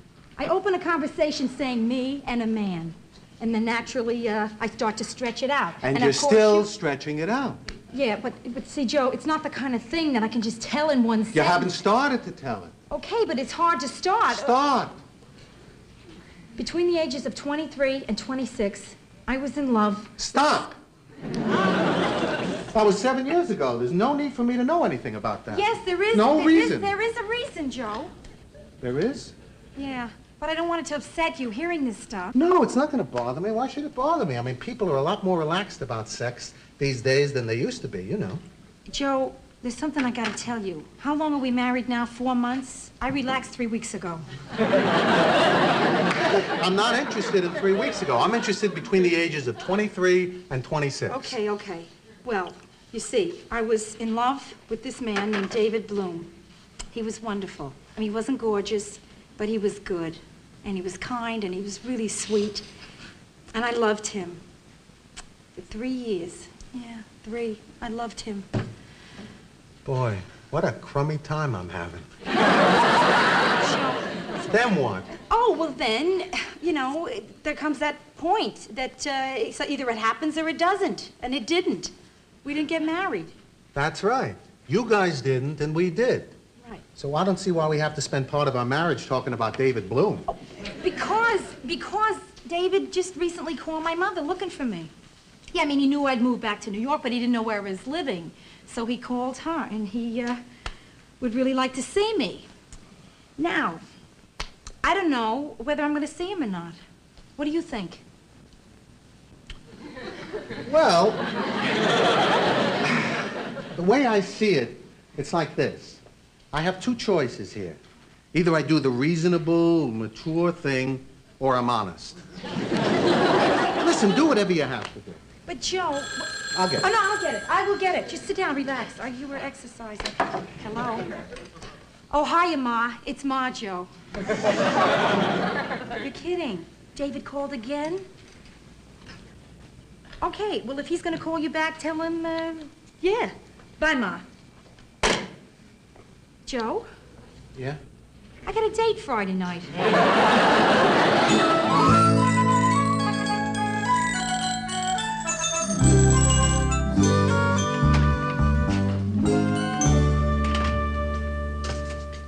Hi, Alice. Hi, Joe. How's it going? Oh, pretty good. Joe, I think it's fantastic that you don't mind Rhoda's dating. She told me all about it. That's what I get for hiring one of my wife's friends. Look, Alice, Rhoda's simply going to dinner with an old friend. If I had been that martin about my marriage, maybe Eddie would never have divorced me. But why think dark thoughts? I know he's coming back. Wait a minute, I thought your husband remarried. I know a lot of people would have given up when that happened. But not me, Joe. Because I know that someday he's going to walk in that door with a can of tuna fish and ask me to make my tuna casserole. I'll just act like nothing's happened. I won't even ask him what kept him. I'll hear his key and the lock. Wait a minute. Alice, what are you talking about, key in the lock? You moved since your divorce. I changed my door, but I kept my lock.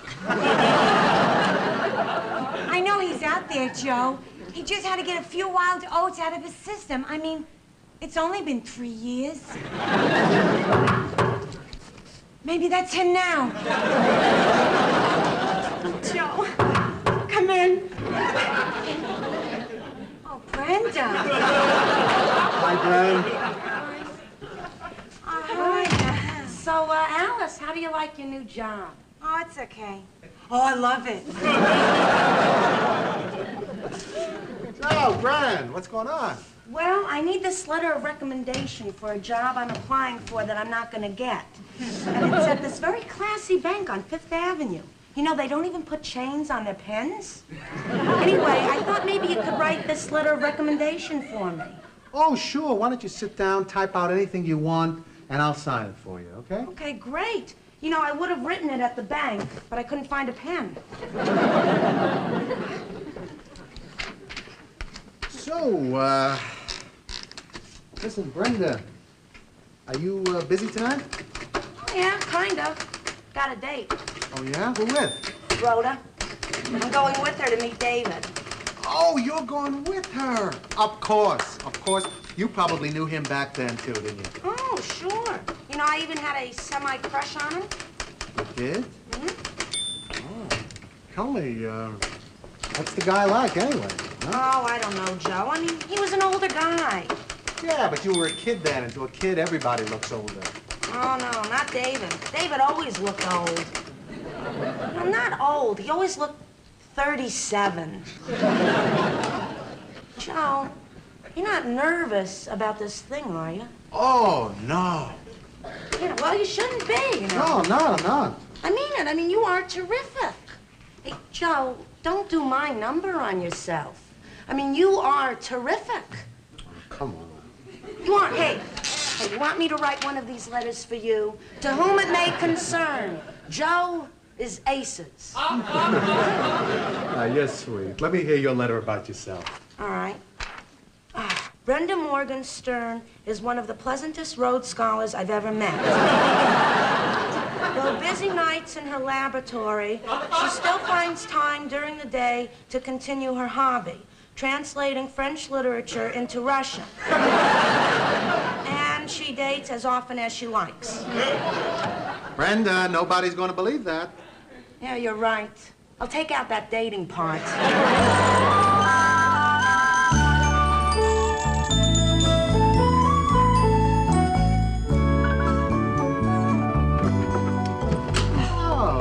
Hi, Joe. Listen, I'm glad you're home because there's something I want to talk to you about. I can't, Joe. I don't have any extra time. I've been running late all day today. I was late getting off work. Then I ran down the subway. I didn't have a token, naturally, right? And the line was a mile long. Tried to buy one off this weird guy. He says no, but then he offers to give me one if I will go with him to Auckland, New Zealand. Listen, why don't you take off your coat and sit down and relax a while?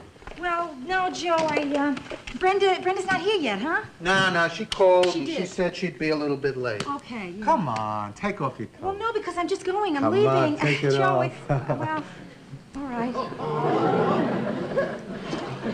You look great, babe.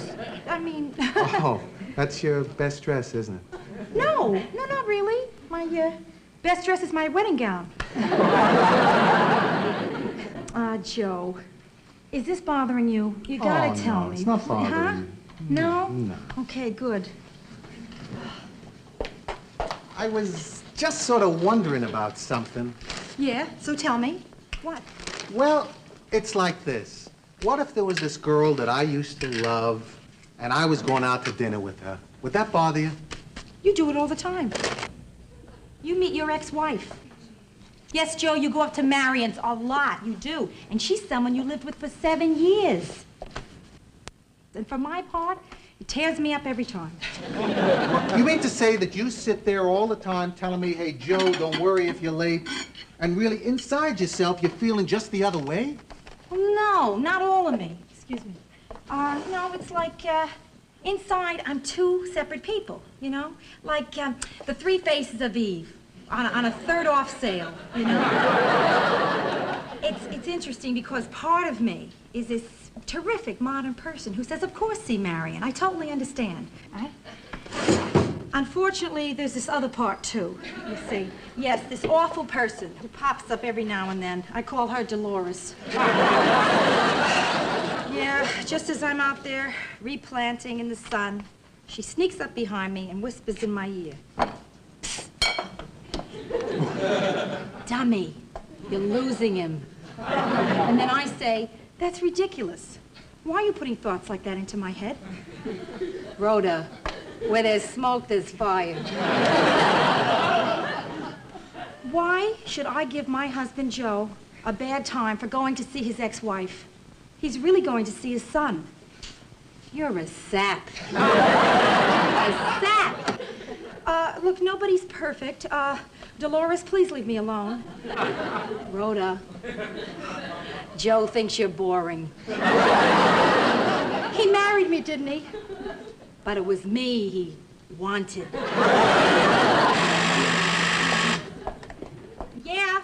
This is Carlton, your doorman. Yes, Carlton, what? I'm calling to inform you that your sister's down here in the lobby waiting for you. Okay, Carl, well, let me talk to her. You mean directly? Of course.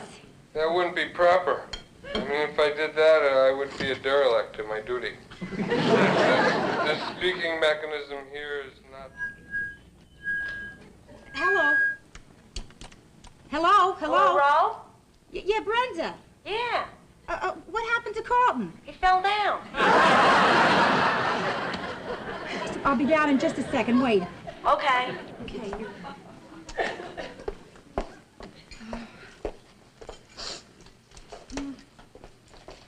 Hey, Joe, I guess this is it, huh?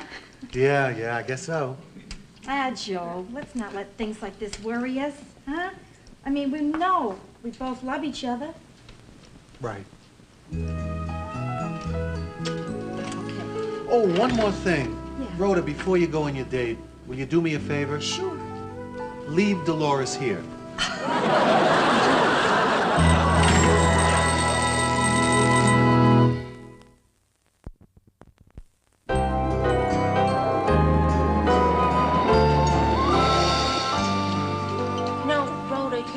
David for the first time in 7 years.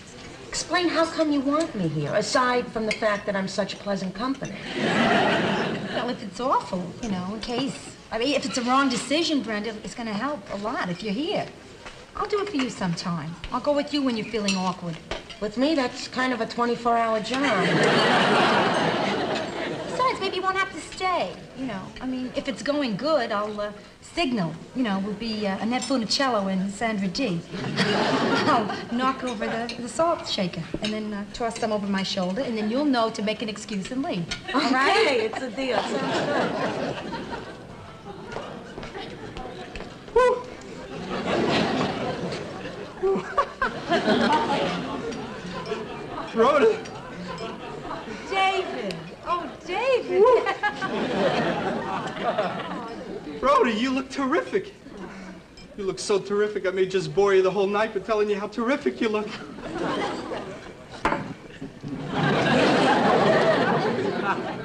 Brenda, is that you? So you're gonna stay and have dinner with us, huh?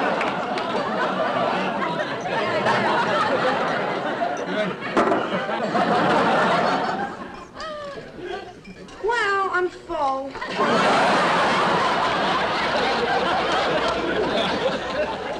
I'll see you guys later. Oh, yeah? It was nice seeing you. Do you really have to leave? Yeah, you know, me, my whims. Bye-bye.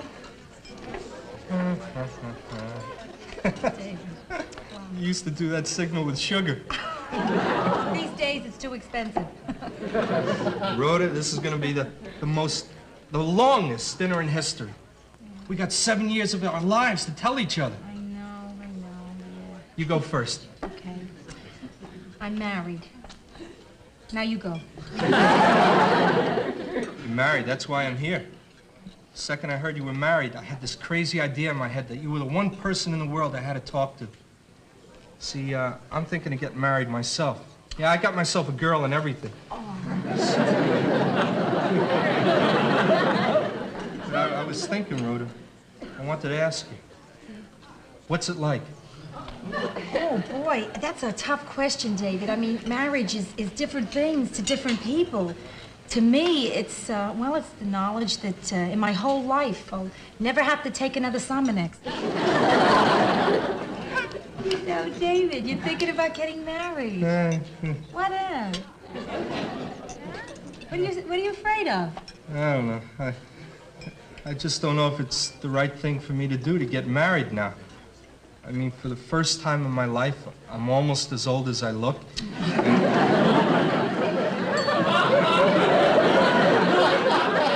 know what I mean? Yeah. I finally got myself a pretty good job and... Oh, yeah? Really? What are you doing? Well, there's a problem there. See, it's very difficult for me to talk about what I do. Yeah. Because I feel as if I should sound very dignified when I talk about what I do. But I've only been doing it for 6 months now, so I haven't gotten the dignity down yet. Well, what do you do? I'm a judge! Of the New York State Supreme Court. You're a judge? I swear. It's incredible. I never knew a judge Me before. Oh, David, what's it like? Oh, it's wonderful, Rhoda. Let me tell you, I love being called Your Honor. I love my robes, and I love my gavel, and I love my 7-foot-high bench. You measured it. You betcha. And Rhoda, let me tell you, sometimes when I get dressed in my room, it's called chambers, see? Yeah, chambers, yeah. And I see this little ordinary guy put on some robes, and he turns right into a judge. It's David Bloom. Wow, terrific. But I still haven't heard any arguments against marriage. I mean, you have a nice age now. You're in balance there. And you have a very good job. How about your girl? Huh? Yeah, tell me about it. What's she like? What's she like? Yeah. Well, the big thing about Michelle is she's young, Rhoda. Yeah? She's very young. Oh, how young? She's so young, I haven't asked her how young she is. David, listen, I gotta tell you straight out, I don't think your decision could possibly rest on the girl's age. I mean, there's a very basic question here. Do you love her? Yeah, I do. What do you love about her? Her age. I love her ankles, her neck, everything. Don't embarrass me, huh, Rhoda? David, I get the feeling you've already decided what it is you're gonna do. You just haven't said it. Rhoda, I'm gonna get married. If she'll have me. And I think she'll have me. Because she's been telling me if we don't get married, she'll leave me. Oh, I can't take this restaurant anymore. Let's get out of here, huh? Yeah. What do you think? I got a limousine outside. You do? With a chauffeur in it. Wow. Things have changed for us, Oh, Rhoda. have they ever? That's true. What do you say we take a limousine ride through the old neighborhood? The old neighbor? Oh, come on. Really? David, me in a chauffeur-driven limousine going up the Grand Concourse? Listen, it's too childish. Really. Do you think the chauffeur would mind if I rode on the hood? Looking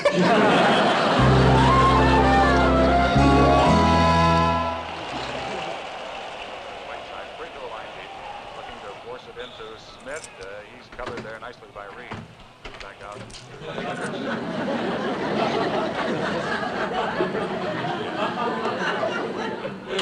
And that 24-second clock. Out of Harrison. Hello, Joe. Hi,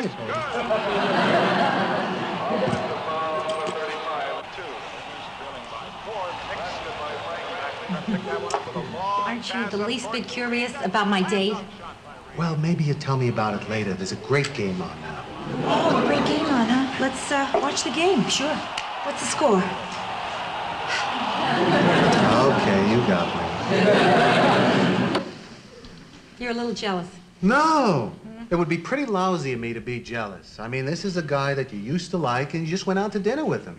It's not like you're having an affair or anything, you know. Joe, this is so terrific. It's so adult of you. I mean, you're not even jealous. I mean, it's really wonderful for our marriage. I feel so crummy. Now, you got to see what's going on here, Joe. I came in at midnight from a date with another man. Could you give me a little jealousy? Do you know what's at stake here? The presence of the sickness of jealousy in a marriage, an American tradition. No, I mean, I feel terrific. I'm sorry, but I just feel great about the way I'm reacting. I'm really happy about it. I want you to be happy about it, too. How can you be totally not jealous? Because I know you're crazy about me. Aha! Now I understand. You found my diary. No, come on. You know what I'm saying. Yeah, I do. So tell me, what was he like? How did he turn out? He's a judge. Okay. It's a better job than me. I still don't feel bad. I'm not quite as happy as I was a minute ago, but I'm okay. A judge, huh? A judge. He drop you off? Well, sure. In a limousine. With a chauffeur. How you doing? Oh, fine.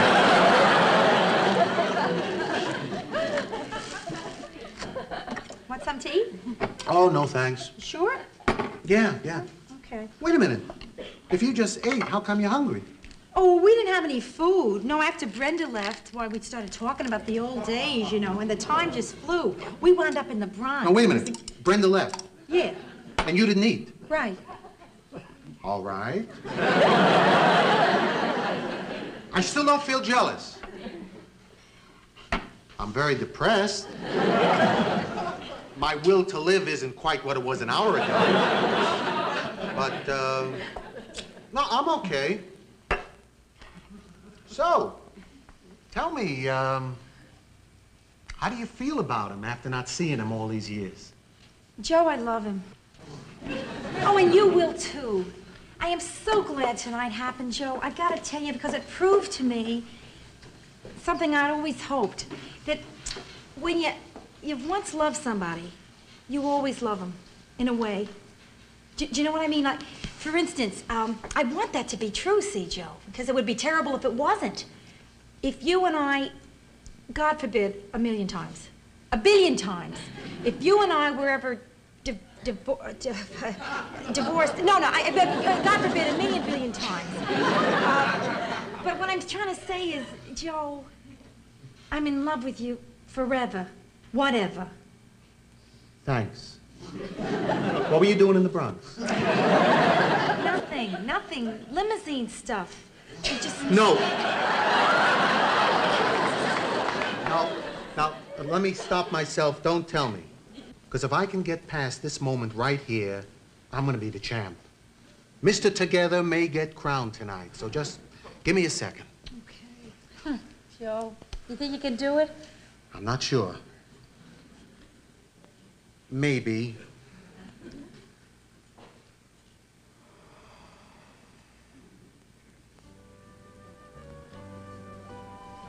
You did it? Yeah. Oh, congratulations. Hey, champ, let's go to bed.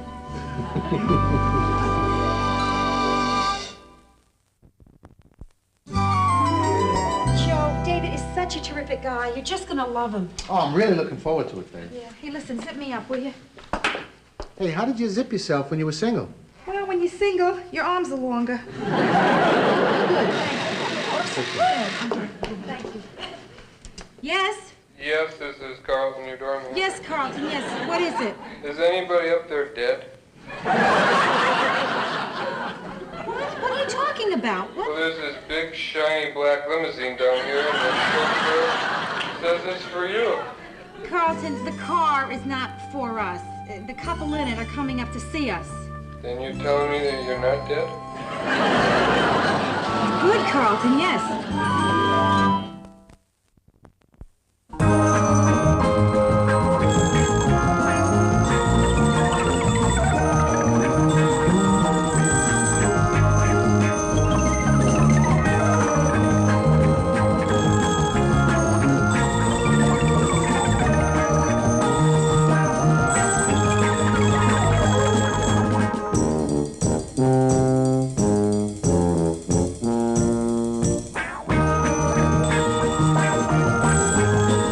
December 1941.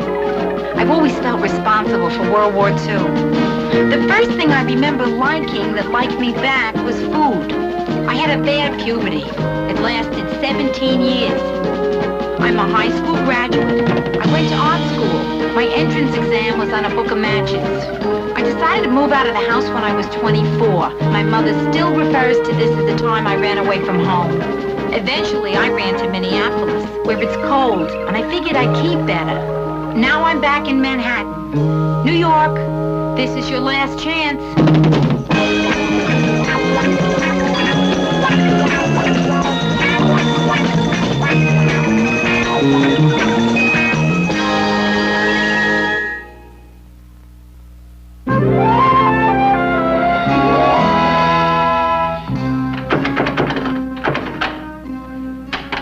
Come on, Joe. Come on, please. A minute. It's all yours. Oh, thank you. Well, thank you. Thank you. My hand was wet. If you hadn't barricaded yourself in the bathroom, I would have been able to get you a towel, and to my makeup, and to my job on time. Hey, I'm sorry. Joe, why do you lock the door? I mean, what do you think I'm going to do? Run in and squeeze your toothpaste in the middle? Boy, I'm late. Big Ed's going to be furious. Who's Big Ed? Oh, he's this guy I'm doing window displays for. He owns a shop for men, you know, resort wear for the hard to fit and the difficult to get through a doorway. It's named Portleys of Call. Should I shave or not? Huh? It's my Saturday morning problem, you know? I don't want to look grubby just in case the guys decide they want to go afterwards and grab some lunch. Yeah. So shave. Yeah, but if I shave now, and then you and I decide that we want to go out and have some dinner tonight or something, then I'll have to shave again. So don't shave. Yeah, you're probably right. I won't shave until tonight. Rhoda, have you been in my drawer? Only up to my wrist. Yeah. Makes it easier putting away laundry. Yeah, well, you mixed up my socks. So how about if you just leave my stuff on the bed, and I'll pick it up for myself and put it away, okay? Okay. Hey, what's with you, Joe? I mean, first you lock me out of the bathroom, then you don't want me in your drawer. Are there certain areas of the room you would like to rope off? Hey, you don't have to be huffy. Huffy. I am just used to having my own space, okay? Okay. Now, look, I'm sorry that any of this came up. No, really. In the future, I'm going to make every effort to try not to lock the bathroom door. And you can feel free to rummage in my sock drawer anytime your little heart desires. Listen, don't be sorry, Joe. It's good that you tell me the things that bother you. Just so one of those things isn't me. Yeah, you better get going. Yeah, right. Listen, I'll be home about 3. How about you? Yeah, I should be home by then. You got anything to do for the rest of the afternoon? No, you? No. On second thought, why don't you shave? Good idea.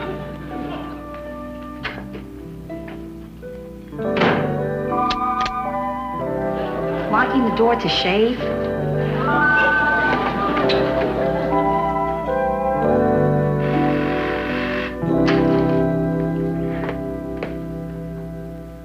This is Carlton, your doorman.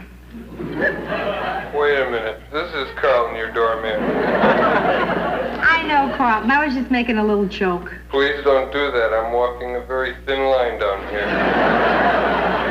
A thin, wavy line. Yeah, listen, your sister Brenda wants permission to pick your mail up. Is it okay with you?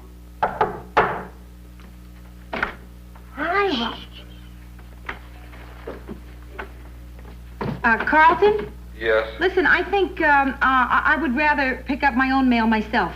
Oh, okie dokie. I'll tell her. Brenda? Your sister says she wants to pick up her mail herself. Hockey dokie, Carlton. You're doing it to me again. That's right. Oh, Ro, what are you working on? Oh, it's a window display for Sainsbury's drugstore. Yeah. Oh, boy. Post-Christmas, pre-Easter. It's murder thinking up displays between holidays. Santa Claus feeding Tums to a rabbit? No, that's the Easter bunny, you see. I figure with a little sign that says, Tums for the bunny. What do you think? It's kind of cute. It's the pits. Forget it. Hey, listen, Brenda, what are you doing home from the bank? If it's a holiday, let me know. I could use one. No, I called in sick. Oh, really? What's the matter? Nothing. I just thought I'd give myself one more day to change my luck. I had a really lousy weekend, and Monday's my lucky day. How do you figure? It's the day my lousy weekends are over. You got anything good there? Nah, just bills mostly. A couple things for Joe. Oh, I see Carlton's reading your magazines, too. Oh, yeah. The wine ad here smells like muscatel.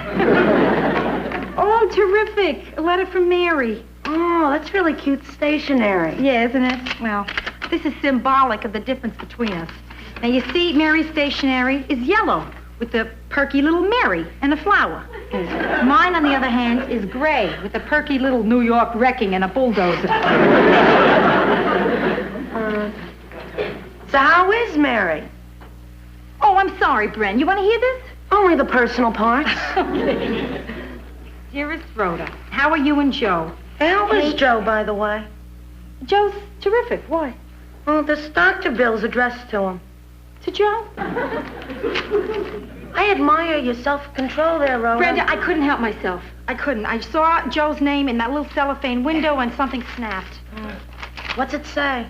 Professional services rendered, $100. That's it. I know a way that we can find out what the bill's for. Yeah? Ask Joe. I can't do that, Brenda. He has this big thing about privacy, and I feel like I just violated it. Well, tell him it was an accident. Sure. I was going through the mail, and this doctor bill fell off the table and broke open on the floor. I should never have opened it. Oh, well, Rhoda, you were concerned. Besides, you couldn't help it. Snooping is an inherited trait. It's in our genes. You know, Rhoda, if you do that real good, he'll never know. He'll know. How's he gonna know? I'll tell him. Oh, then he'll know.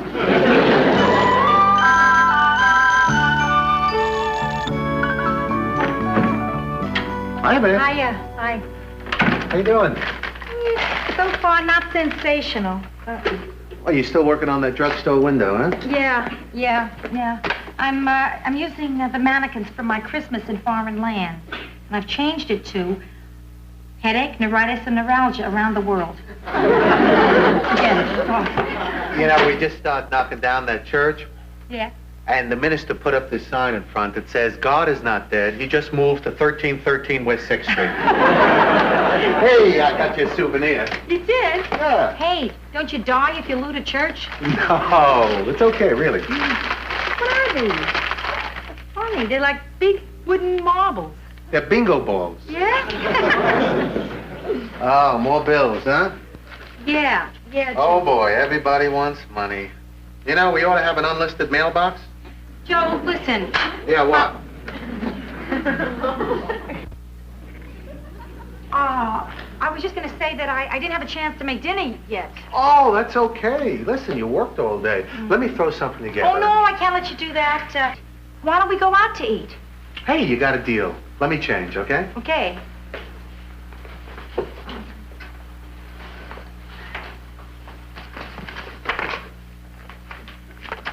Wexler.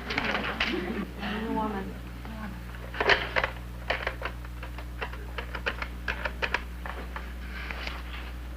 Yes, hello. Is this Dr. Wexler's office? Oh, it's Exchange. Maybe you can help me. Oh, no, this is no emergency. Don't put me through to the doctor. No, the only emergency is that I find out what kind of a doctor he is. Well, no, I don't have a problem, you see. But if I did have a problem, where in my body would it probably be? All right, okay. Look, I'll level with you. This is Dr. Wexler's mother. Yes, and I feel as his mother, I have every right to know what kind of a doctor he is. He never said no. Norman was always a very quiet and shy boy, and I never cried. Never. A psychiatrist. Oh. Wait, maybe he does something else on the side, huh? No, not likely. Yes, I see. Okay, well, thank you. What? Oh, yes, his father and I are both extremely proud.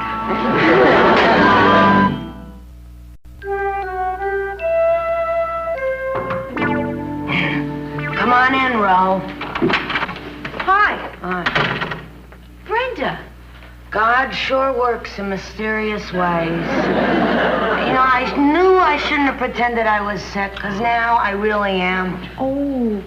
Listen, can I get you something? No, it's just a sore throat.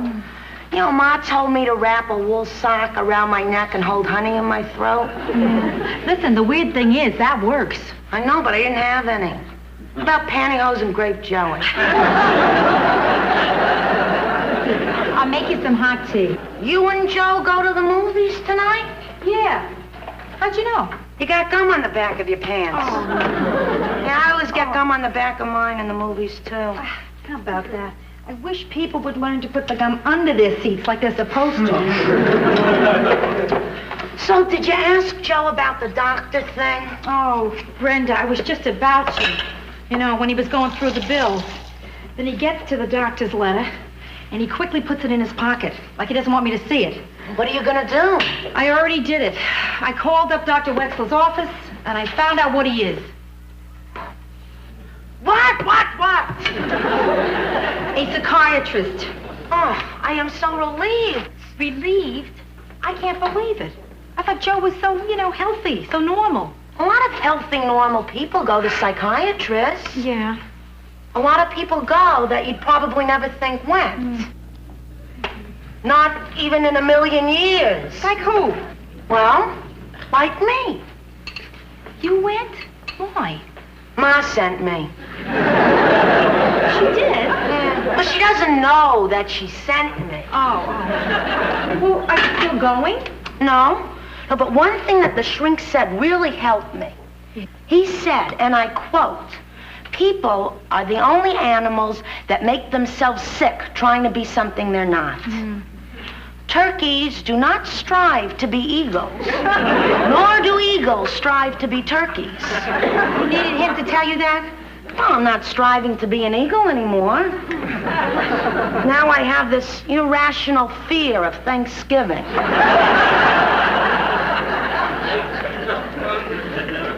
Oh, Ro. Listen, don't get yourself upset about this. It's no big deal. Going to a shrink these days is nothing. I know that. I know that. I mean, it's a very common thing. Everybody goes.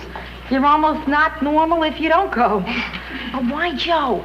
He's had a lot of pressure lately, Ro. You know, the business and everything. Yeah. No, it's not that. He talks to me about all his business pressures. I make him talk to me, even if he doesn't want to. It's me. I'm making him crazy, aren't I? No, you're not. It is. It's You're me. not, I'm doing Ro. it. No, I am. you wait and see. When Joe is ready, I'm sure he'll tell you all about it. Yeah. I thought he was going to tell me something tonight. Right after dinner, we went to that new Ingmar Bergman picture, Scenes from a Marriage. Okay. There's this part where the wife brings divorce papers to the husband for him to sign, right? Yeah, perfect, huh? Okay. So in the middle of this part, Joe starts making these sounds. Like, Wow, right there in the theater? Right there, yeah. Like that, loud. So, I remember him telling me that he gets emotional, and when he does, he coughs. I figured this is it. Yeah? So I leaned over and I whispered to him. I said, "Joe, come on, let it out. Tell me. What is it? Trust me." Oh, that's very good. What did he say? I got a popcorn husk stuck in my throat.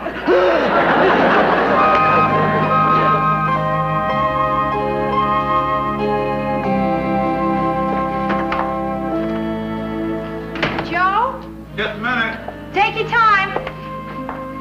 Hey, you know where I finally found your pajama bottoms this morning? No, where? Justin, I'm so sorry. Thought I was talking to Joe. Yeah, I figured that. Where is he? I'm supposed to have lunch with him. Oh, he just called. He said he got hung up on a job, and he told me to entertain you until he got here. Okay. But unfortunately, my banjo is being tuned today. Just too much. Hey, listen, can we talk? Sure can.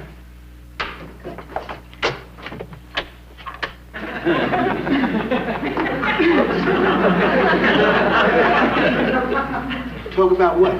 Oh, I don't know. Business, sports. Whether you have noticed Joe acting funny lately? No, I haven't, Rhoda. Matter of fact, the only person I've noticed acting funny lately is you. What do you mean? Were you locking the doors and stuff? Oh, well, I just did that so Joe doesn't walk in and hear what we're talking about. Well, I'm not quite sure I want to hear what we're talking about now. Listen, don't get nervous. Thank you. I just have one question here. Justin, have you noticed, well, I mean, has Joe seemed troubled lately? Rhoda, you see, I have this policy. I don't stick my nose into people's business, and they don't stick their fist into my nose. Justin, listen to me. I'm not asking you to betray a confidence or anything like that. I just figure you're around him all day, and maybe there was something that he said or something he did. Let me tell you about my wife. You see, lately, Denise has been putting on weight. Now, I mean, putting it on, huh? And I think maybe she's pregnant. But she hasn't said anything, so I don't ask. But I sure hope she's pregnant. Because she sure is getting fat. You see there? As much as you want to know if Denise is pregnant, thank you. That's how much I want to know what's bothering Joe. Yeah, but see, the difference, Rhoda, is you can ask Joe. Well, I mean, just stop and think. How would it sound if I said, "Listen, Denise, sweetheart, lately I've noticed that you've been looking a little pregnant. And I want to know whether you are or not. Now, if she is, then it's cool. But if she ain't..." Right. I got you. Right. Just a minute.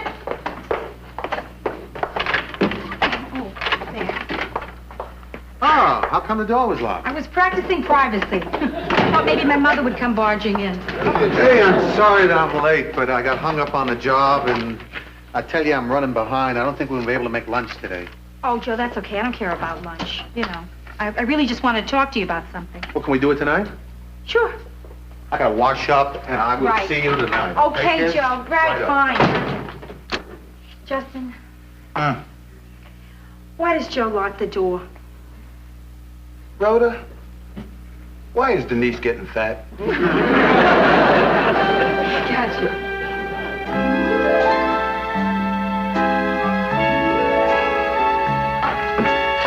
Hi, hon. Hi, Joe. Hey, you know, after I saw you today, Yeah? well, we got that small hotel job I was bidding on. Oh. Came in just in time. Oh, yeah. Terrific. That's really great. Huh? So you're feeling pretty okay, huh? Oh, I'm feeling great. Yeah? No pressures? No, Well, marvelous. then let's have a glass of wine, huh? Oh, great. So, tell me, what'd you do today? Oh, let's see. After I left your office, I stopped by the library. Then I walked all the way home. And, I finally came up with an idea, a good idea for the display at Sainsbury's drugstore. Now ask me what I did yesterday. Okay, what'd you do yesterday? I opened a doctor bill addressed to you. I know. Well, you put the bill inside out when you stuck it in the envelope. Oh, Joe, why didn't you say something? Well, I figured that you would tell me if you wanted to tell me why you opened it. I mean, I don't pry. You see that, Joe? You're so good, and I'm so rotten. I should have told you right away. I'm so sorry, really. You can read my mail. I'll let you read my letter from Mary. I already did. Did you? Yeah, it was up on the shelf. Oh, Rhoda, listen, it doesn't matter. I mean, you read something that was addressed to me. Who cares, huh? Yeah. And who cares if Wexler is a psychiatrist? You know? Yeah, Joe, listen, I was so worried when I saw that bill was from a doctor. I thought you were keeping something from me. I was. What were you keeping from me? Now, you don't have to tell me if you don't want to. Please want to. Please. Okay. Okay. It was when my marriage to Marion was breaking up, we decided that we should seek outside help. So we went to see an outsider, Dr. Wexler. And he listened to our problems, and he seemed to zero right in on the major difficulty of our relationship. Which was? That we were both married to each other. Well, what do you and Wexler think about us? Well, I didn't go see him about us. Well, I mean, not just about us. Maybe about us. Yeah. Oh, this isn't easy. You're telling me? My hands haven't sweated so much since I tried out for cheerleader. I was the only kid whose pom-poms ran. You see, I just had to talk things out with Wexler. Yeah, last time you talked things out with Wexler, you got a divorce. Well, having been through one bad marriage, I had my doubts. And here I was, finding myself in another marriage, and a great marriage, and I was just afraid that I was going to blow it. Joe, I thought it was me, maybe. Well, what Dr. Wexler did also. He did? Well, he likes me. Now, look, I just have to admit that it's not easy to adjust to you. You're so giving, you're so affectionate, I can change. Listen, I began to think that something was wrong with me because I couldn't be as open as you were. Joe, I can't tell you what I've been going through, the fears. I mean, I really thought it was something I had done or was doing or... Joe, are you telling me that you went to a psychiatrist because of something good about me? Yeah, I guess so, sure. Are you still going? No, I just went twice. It seems silly to pay him $50 an hour just to tell him that I love you. Well, if you have to tell someone, I have an hour free. Step into my office. Okay. Reasonable rates. Okay wine. Okay. Terrific hors d'oeuvres. Rhoda? Yeah, Joe? Come in here a minute. How can I? The door is locked. Try it.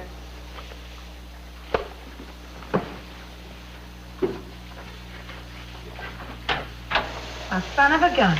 I just wanted you to see I'm making progress. You certainly are. Now, maybe the next time you take a shower, you can do it without a bathing suit.